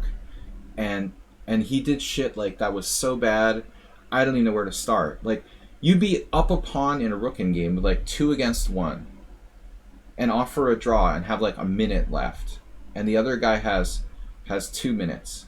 It's like rook and 2 pawns against rook and pawn. You literally have a pawn up with no losing chances, and you have like a minute against 2 minutes. He'll like decline the draw, and then he would actually play for like 50 move rule. You know, he would do anything. Like the most unsportsmanlike player I ever saw in my life. He'll play like 49 moves without moving a pawn, and then on move 50 he'll move a pawn, losing his second pawn, so going down 2 pawns to none in a rook endgame to try to win on time or something. You know, it was like, you know, unbelievable stuff. You know, just literally the most unsportsman player I ever played. Like, really, in 30 years of playing chess, the guy easily takes it without even a question. That's what I think. You know, literally.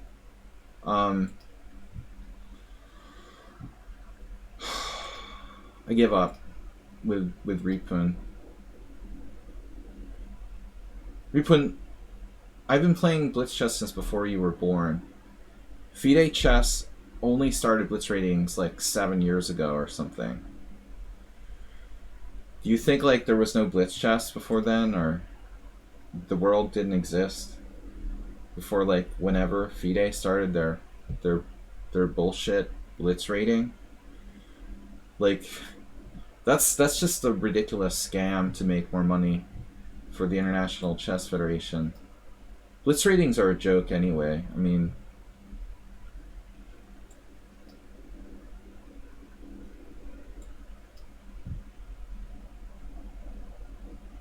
I've literally, you know, there's literally like maybe like 2 Blitz FIDE rated Blitz tournaments in Hungary every year. In my entire country where I live, you could probably play in. Like, I don't know. It's just another scam for the International Chess Federation to make money. There's no meaning to a Blitz rating or even Rapid is a joke. Like, I know a lot of grandmasters, man, and none of them take their FIDE Rapid rating seriously. They could care less. Like, that's literally, they're like, I don't care what my FIDE Rapid rating is. It has no meaning, you know. It's just another way for FIDE to charge money to chess federations for having to rate their tournaments or whatever. those ratings mean nothing. Like FIDE Blitz and FIDE Rapid. They're literally irrelevant. The only rating that matters is the classical rating in over the board chess. That could change in the future at some point. But for now, I mean, that's a fact. Maybe when classical chess becomes the total dinosaur, and that could happen.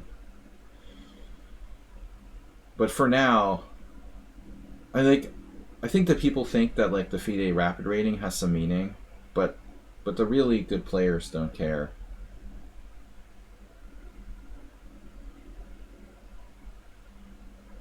It's, dude, you can play in tournaments, man. People's ratings are like totally inaccurate. I played a 2400 International Master woman. I should say girl. She was very young. Her FIDE, like over the board classical rating was 2400, and her rapid rating was 1900. I mean, dude, that you can't even mathematically justify that. You've literally got a totally bogus situation. Like I lost rating points, like I lost to a 1900 who was really 2400. That's a problem. I mean, the system doesn't work, literally.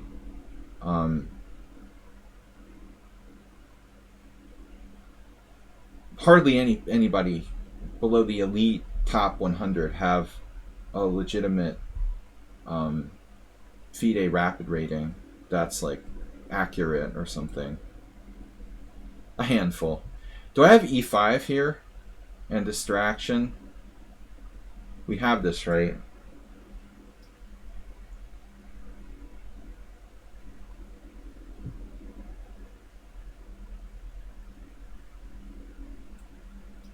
What, apart from Nakamura? Nakamura, lives on Blitz and Rapid. He was always a great Blitz player.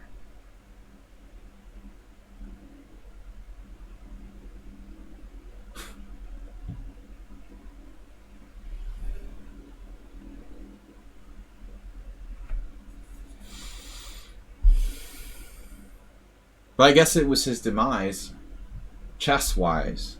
He'll be wealthy, I guess, but ultimately Hikaru couldn't get away from the Blitz, I think. It's kind of like his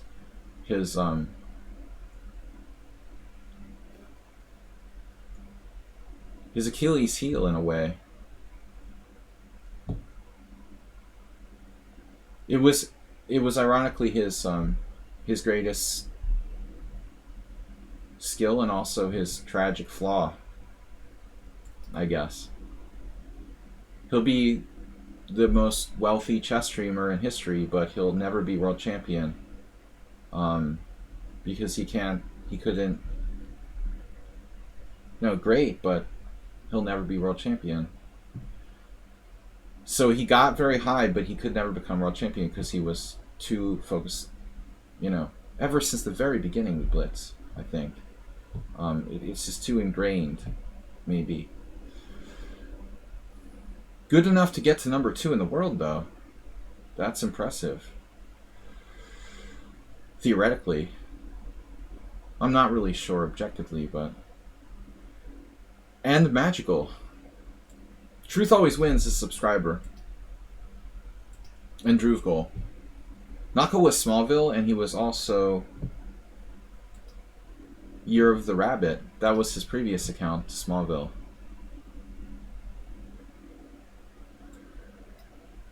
I didn't play Hikaru more than once or twice ever on ICC.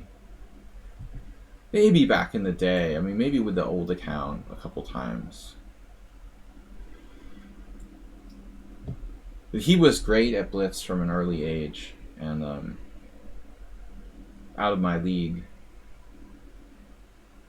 Pretty much out of my league. Though I did hold him to a draw in a mini match once, and I was winning. He flagged me with king against king and queen in a totally winning position while knocking over the clock and everything else.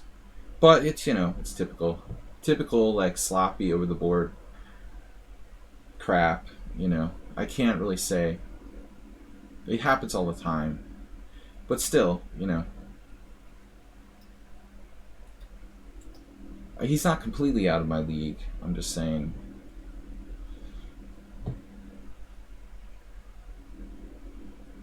Levon played blitz and clubs to feed his parents when he was 10.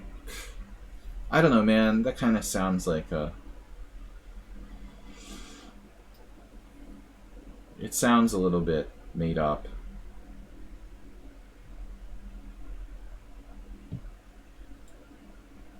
To be honest.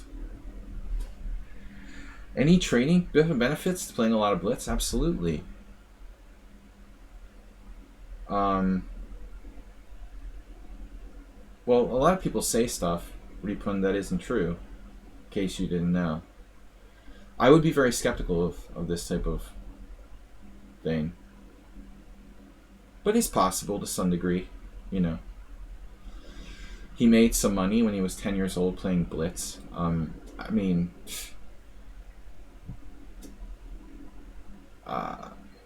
maybe.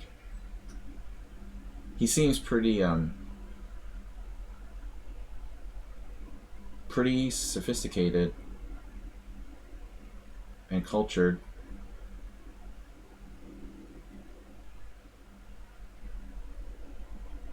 To me.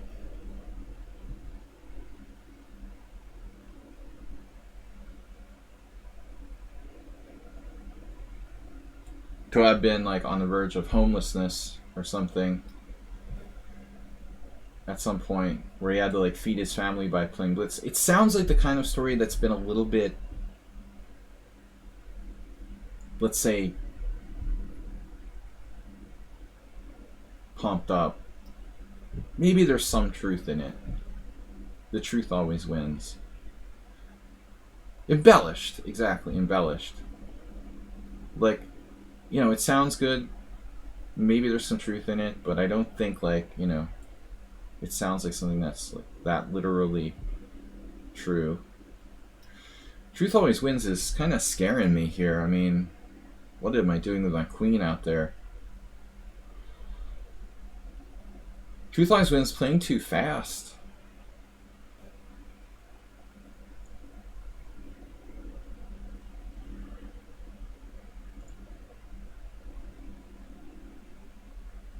Too fast, I think.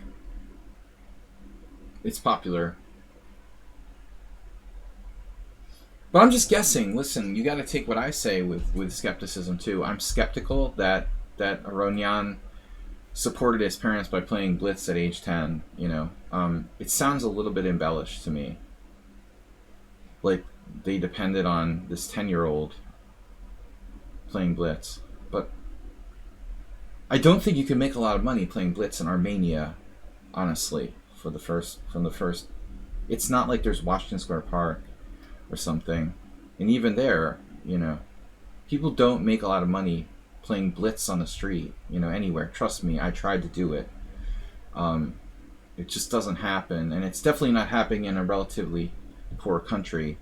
In the United States, maybe, you know, but like, you know, people are not. They don't have money to throw around in Armenia, like losing to 10-year-old kids in blitz. You know, it's not like Washington Square Park. How much money could people possibly afford to lose to a 10-year-old kid? Like, not really.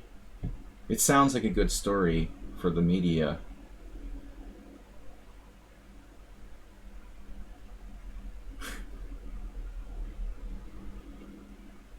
What's up, everybody? In 1930, couldn't last 20 moves than I am. These guys are amazing. Well, truth always wins seems very fearless. I would use the word fearlessly.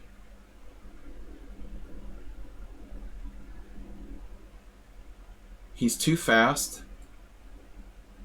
and too fearless. I would describe Truth Always Wins. Fast and fearless. The fast and the fearless.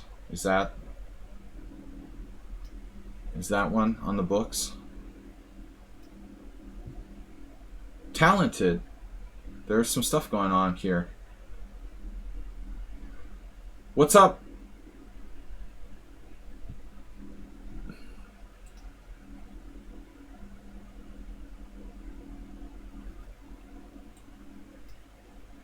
But this is gone.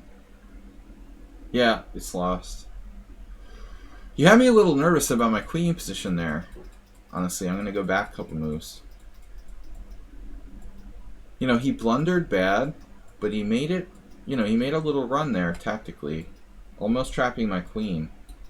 I have to admit I was a little bit nervous here. You got some coordination, so you can sense that Truth Always Wins has talent, but he's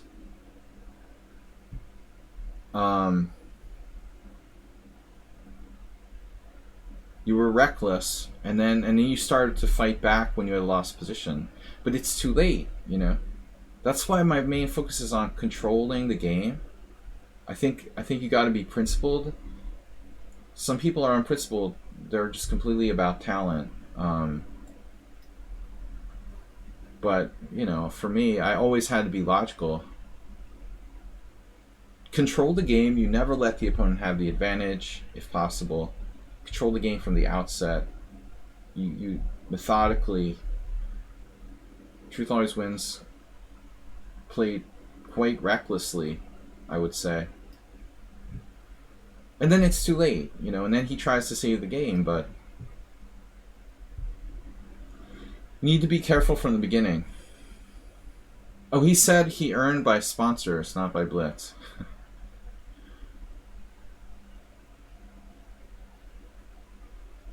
Yeah, I could see. I can see that. I met Aronian when he was around 16.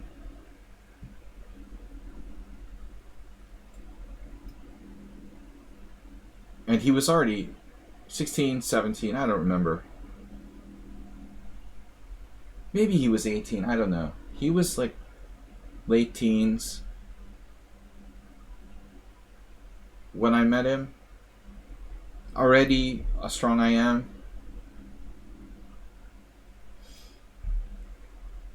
You knew he was going to be a strong player, not necessarily world championship level, but special. Definitely. But he always had a great personality. That's the other thing that impressed you about Levon. He's a really kind of magnetic and interesting person. Yeah, but I just didn't buy the blitz hustling sort of thing, you know. Truth always wins.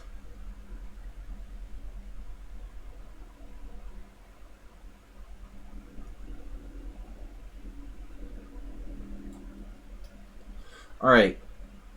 Well, at least I was right about something. Droove Goal, also a subscriber to the stream. Chess Falcon is challenging me to 3+2. Chess Falcon? The problem at all is here. Princess Chess is here. I've been kind of sleep deprived this weekend, and it's still weekend for me. So I've been kind of moody and grumpy. But I also had a lot of funny... We've had a lot of funny discussions. Been talking a lot. Chess Falcon is a subscriber. Alright, so we'll take your challenge, but make it 5+3. I got time for 2 more games, at least.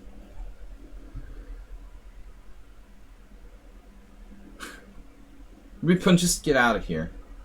Get out of here. Get out of here with your hearsay. There was no St. Louis Chess Club when Levon Aronian was 17 or 18 years old. I'm pretty sure about that. You just like you're spouting all kind of random stuff, but it's totally inaccurate. I met Levon Aronian like when he was 17 or 18 years old. There was no St. Louis Chess Club, and he definitely wasn't in the United States until later.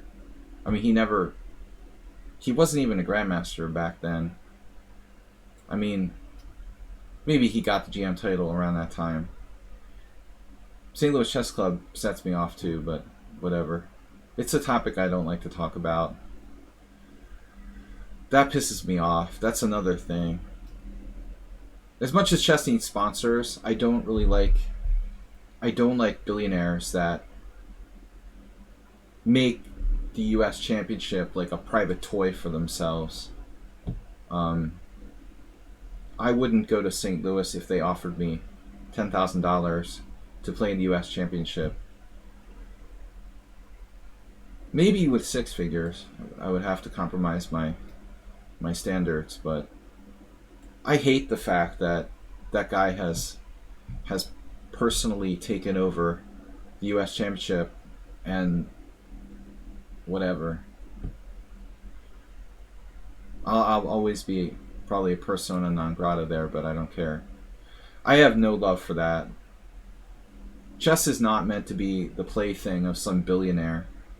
You know, the U.S. Championship is a tournament that should be held in various locations around the country.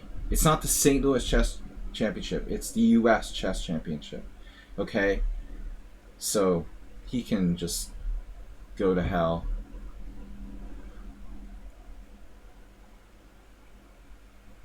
Nothing against St. Louis personally, but I think it's disgusting when a patron like takes over something.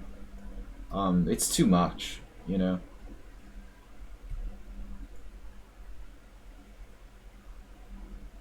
It's not right that the U.S. Championship belongs to Rex Singfield.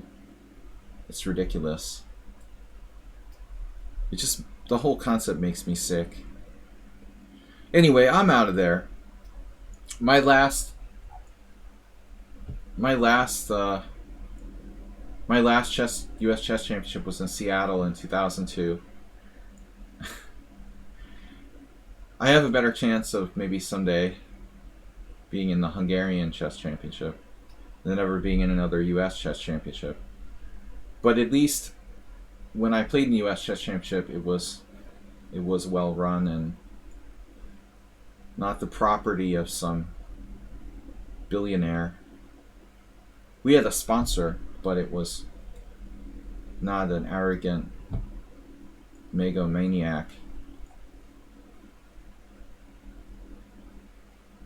Is it true that if you don't become a super GM, you can't earn a livelihood from chess alone? Where do you come up with this stuff, man? Seriously. Do you try to think of the weirdest questions you could come up with, or I guess it's all relative. There are hundreds of chess professionals or coaches, trainers who are not super GMs, you know. How do you think I make a living? How do you think 90% of chess coaches make a living? What are you talking about? What do you even think when you say that? Are you trying to provoke me or troll me or something?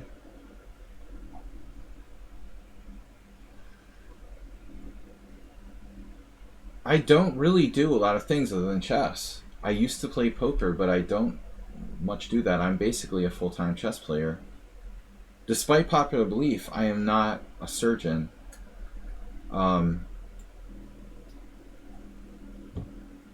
Piatigorsky Cup was run by rich guys. Yeah, man, but he didn't sabotage or take over the U.S. I'm not talking about private tournaments.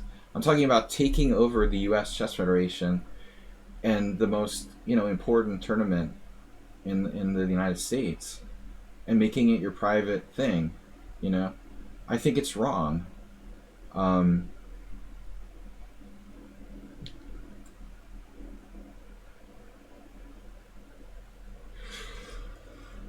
Maybe I should just play f3.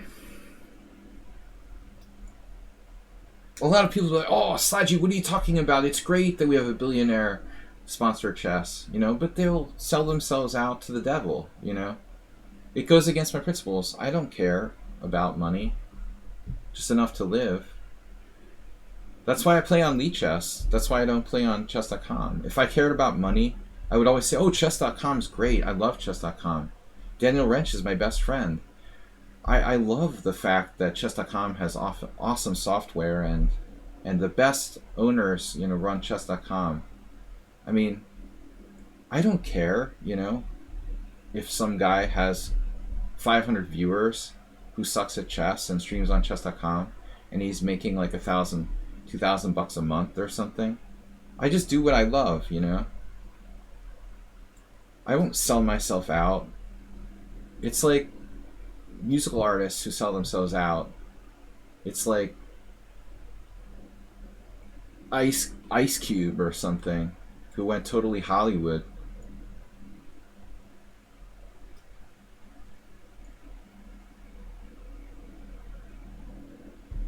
It's not just chess, of course. Yeah, they wanted to buy make a new Premier League, right? Essentially a football league. Yeah, dude, look at the NFL. I mean, the NFL is disgusting. The NFL is sickening. The scandal now. Wait till you see the stuff going on with the National Football League in the U.S. I mean, that corporation running the NFL, it's sickening. These guys, they're just gross. Totally disgusting. Corruption in FIFA, the U.S. NFL. Yeah, chess is like nothing compared to that. So Druvgal is not going to be losing this game. Impressive. Yeah, it's all sports. Chess will just be like another one of these sports that's just a toy. So some billionaires can make a lot of money. Who's making the money off of it? The players are getting a good chunk. At least in things like in the Premier League, at least. Today I was thinking about another thing. Today I was walking around Budapest, and there's all this like construction. Here's an example of corruption, but really sickening example. There's a lot of construction going on in the city of Budapest and a lot of major cities. But here particularly, I was thinking, all of the workers are like barely getting by. They're paid under the table. They basically live like human slaves so that some billionaire can just sponge off all this money, It's so gross. At least in Siegfried's case, he's not doing it for money. He's doing it for like, a pet project or something. So that's true. I mean, we talk about the NFL or FIFA and the Premier League. These guys are actually making money. At least in Sinkfield's defense, he's not making money off of chess. He's losing money. The thing that irritates me is that he's doing it, for his own. It's his own private toy. It's a different thing. Corruption is different. Anyway, this is a draw. I offer a draw. Great game. How did I let this get a draw? How did I let this become completely drawn? I was much better. Yeah, it's a different subject, actually.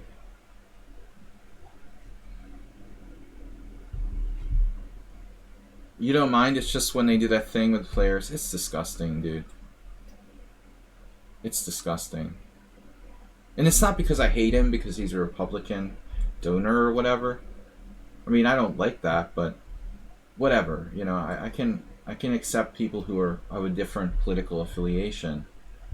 For me, it's personal. You shouldn't have the right to take over the U.S. Chess Championship and make it a private little toy project. So that's enough venting on that subject. Lichess is a non-profit playing area. Good. Because I think everyone's entitled to a non-profit playing area. That's why I like it. I say what I mean and I say what I feel and whatever. I don't have any billionaire to answer to at the end of the day. And that makes me feel good. It makes me feel good that I don't have to suck up to a billionaire when I turn on my stream and I start talking. At least I have my self-respect. If I'm not rich, I can live with that, you know?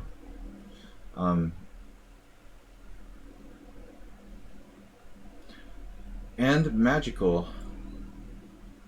Look, if I wanted to be rich, that's the thing I don't understand about some people like Susan Polgar. If you wanted to be rich, why did you start playing chess in the first place? You know? But the thing is that Hikaru, Polgar, yeah, they didn't really have a choice. They were like forced into it by their parents, I guess. Or step-parents. Hikaru's case. That's another subject. Parents that force their kids to learn chess. This variation is not real reliable for black. I don't know why I played it. Seriously, if you want to be rich, quit chess now, you know. That's my advice, Ripun. Just follow.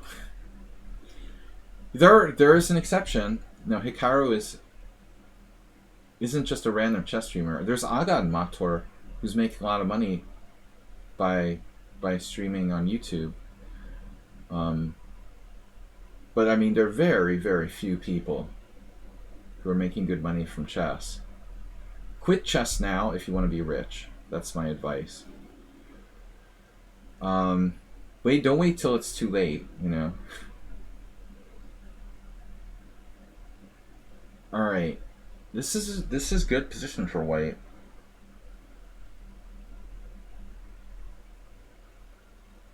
And good grammar.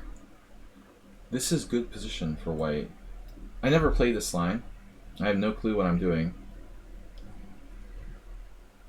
I do chess for the love of the game. I always did chess for the love of the game. Like, my father died when I was 21.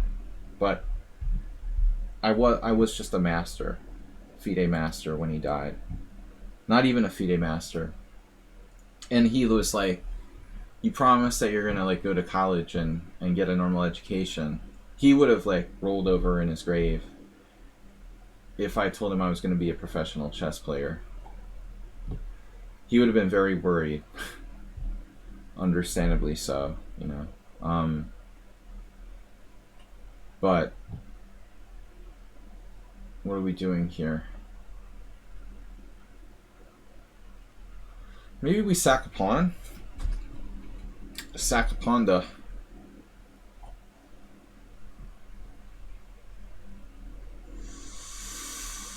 No problem at all. Can one become a 2700 chess player if their parents don't push them in the early ages? Well, it's easy enough to answer that question.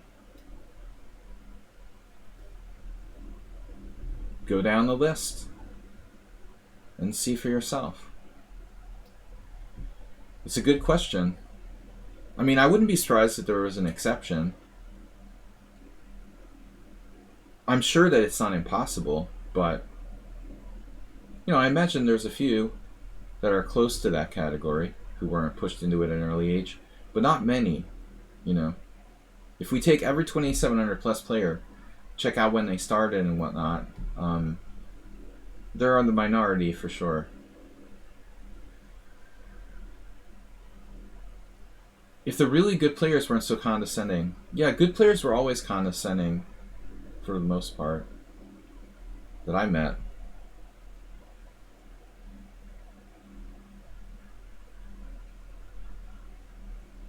But I mean, that's true in all things.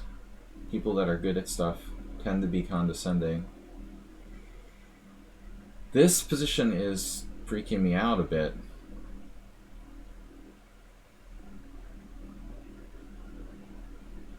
I thought I would have compensation, but I'm not really seeing it.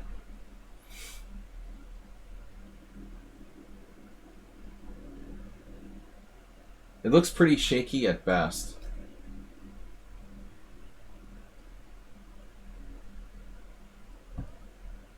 We might have time for one more game after this. No problem at all. It's a good question. I think there are probably a couple people who weren't pushed by their parents to be chess players at an early age. I mean, one example is like Shankland, who I don't really like. But honestly, he wasn't a prodigy. He very surprisingly, kind of came out of nowhere at a relatively late age. I don't think he was like a prodigy or something. And I'm sure there's a few other examples like him. But it's very rare. Yeah, most of course would be pushed from an early age. The question is how pushed. Were they pushed or did they fall? I don't have a problem with encouraging your child to play chess, obviously. It's just the question of how much so. I would never force my kids to like do something they don't really want to do. And I was never forced to learn something I didn't want to do. 1965, I'm not sure that was the case with the Poldar sisters. But if you want an example, no problem at all. You might want to try Bobby Fischer.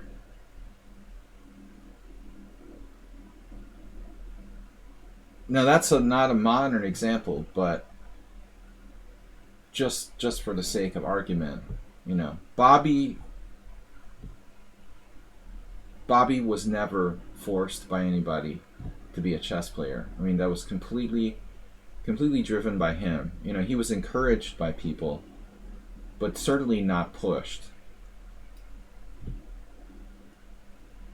So it's definitely not impossible. No, he was a genius and one of the greatest players of all time. Yeah. But I mean, most great chess players probably are relatively genius.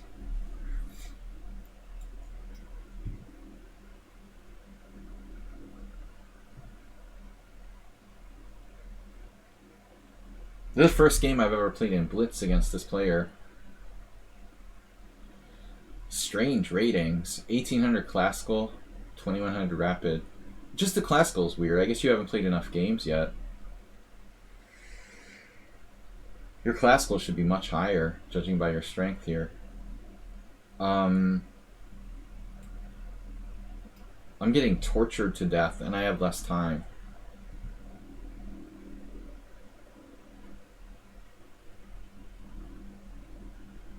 You like my opinion? Should the best chess players ever be measured by their ratings or by the distance between them and their contemporaries? That's hard to measure, man.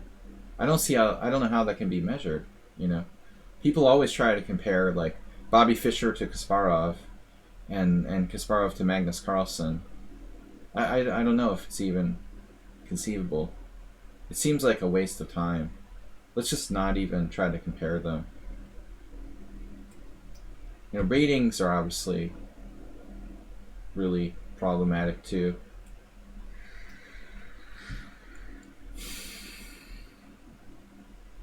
It's really hard,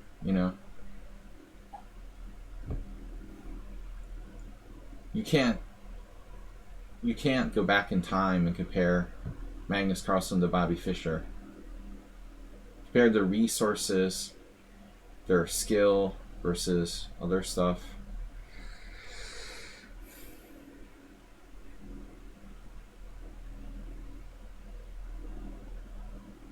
But anyway, why do we have to compare them? Just accept them as different entities, I guess.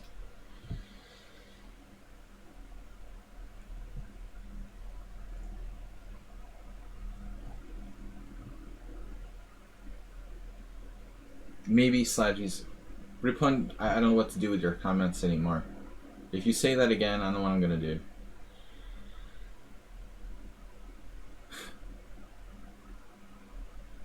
That's the most outrageous, funny, weird thing you've ever said. Don't compare me to Bobby Fischer, please.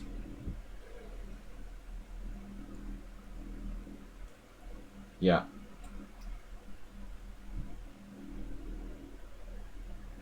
I'm not a grandmaster. Maybe I could have been, but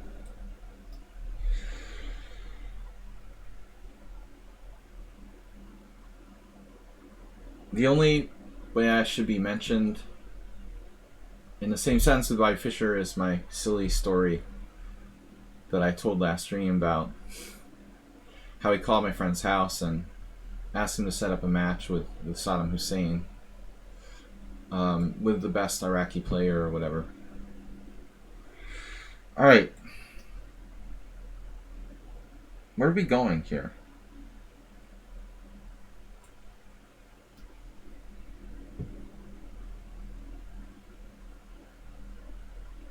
Am I winning? Drawing? Lost? Any ideas? Winning, drawing, or lost? I'm impressed by this guy, though. He defended really tough against me the first two games, somehow lost. He played well, though, in general. And this is really impressive.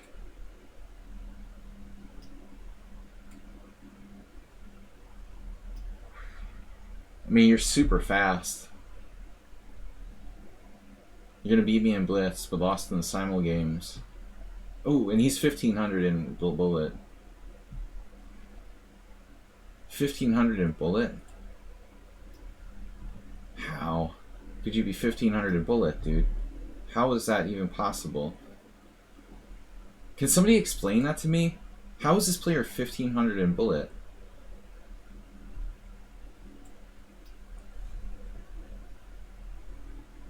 See, this is what set me off earlier with somebody.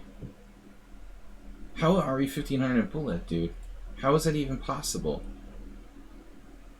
You're extremely fast. If nothing else, you're very, very fast. I don't get it.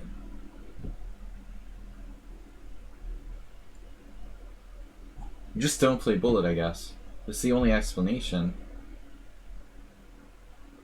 Just literally don't. Just don't.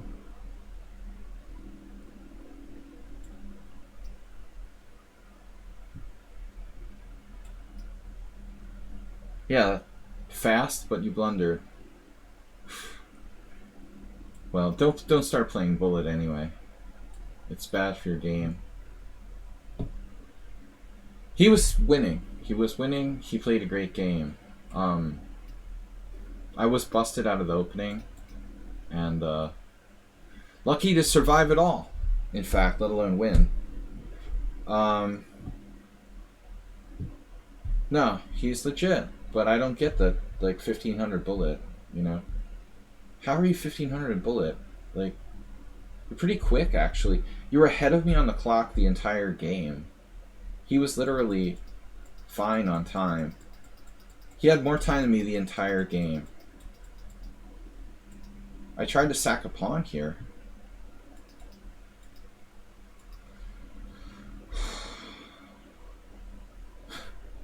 Yevgeny Pigisov is my only... Great name for a guinea pig. My only brethren. Pigisov lost against the 2200. Trivia question. I gotta go, guys. WGM Men's International Master Elena Dembo. What was the name of her guinea pig? I was told. May he rest in peace. He's probably not still alive today. You guessed it. Pigisov. Alright. So, yeah, Pigisov. Good player. I managed to get a draw against him. It was a hedgehog. Yeah, maybe he knows this opening well. It's a bad line for black. Somebody's named Thing. Thing.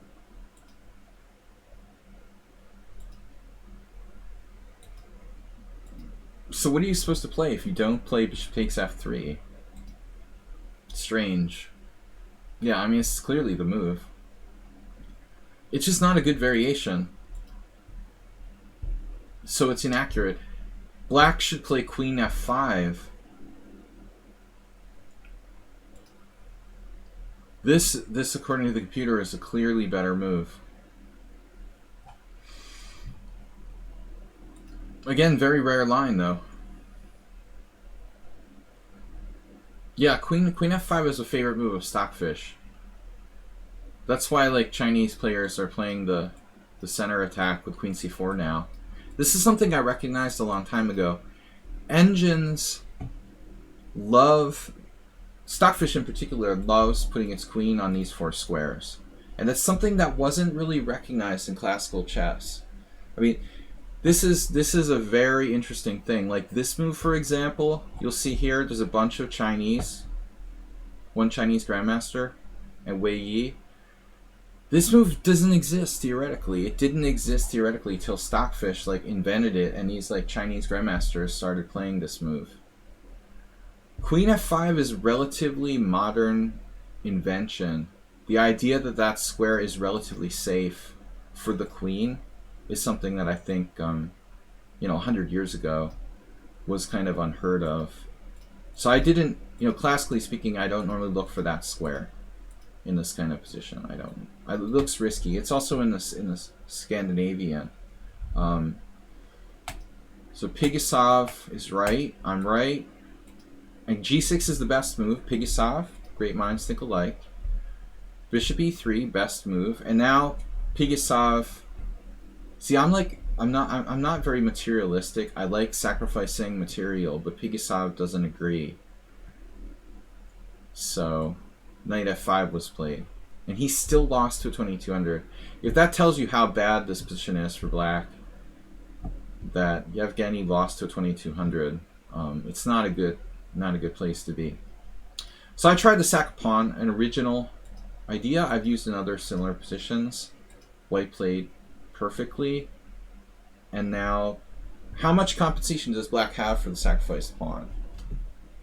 Almost enough is the answer. But that may or may not really cut it. And it looks like I made it an accuracy immediately. After knight c3, I have to play like perfectly to justify this pawn sack. Computer is having a hard time agreeing that I have enough compensation.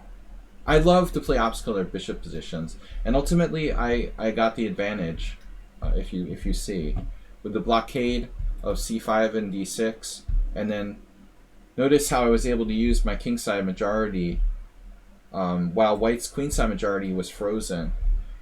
Even though I'm a pawn down, I can actually take the initiative, and that's what I was playing for ultimately, and that's why I love to play opposite-color bishop positions. Anyway, if you don't know where the compensation is, you need to look and listen to what I just said. Because you see, not all bishops are created equal. Anyway, the idea is opposite-color bishop positions. You're basically on a power play where you have an extra piece on a given color complex. It's a very sharp position, and I was fine from that point onward. Anyway, good game. Thank you guys for tuning in. I'll be back tomorrow night. We've got a thematic rapid tournament to host tomorrow night. All right, Halloween week, Asterbait. You can celebrate. We'll be back tomorrow night, everybody. Thanks for tuning in. I'm glad we had a good turnout today. Bye.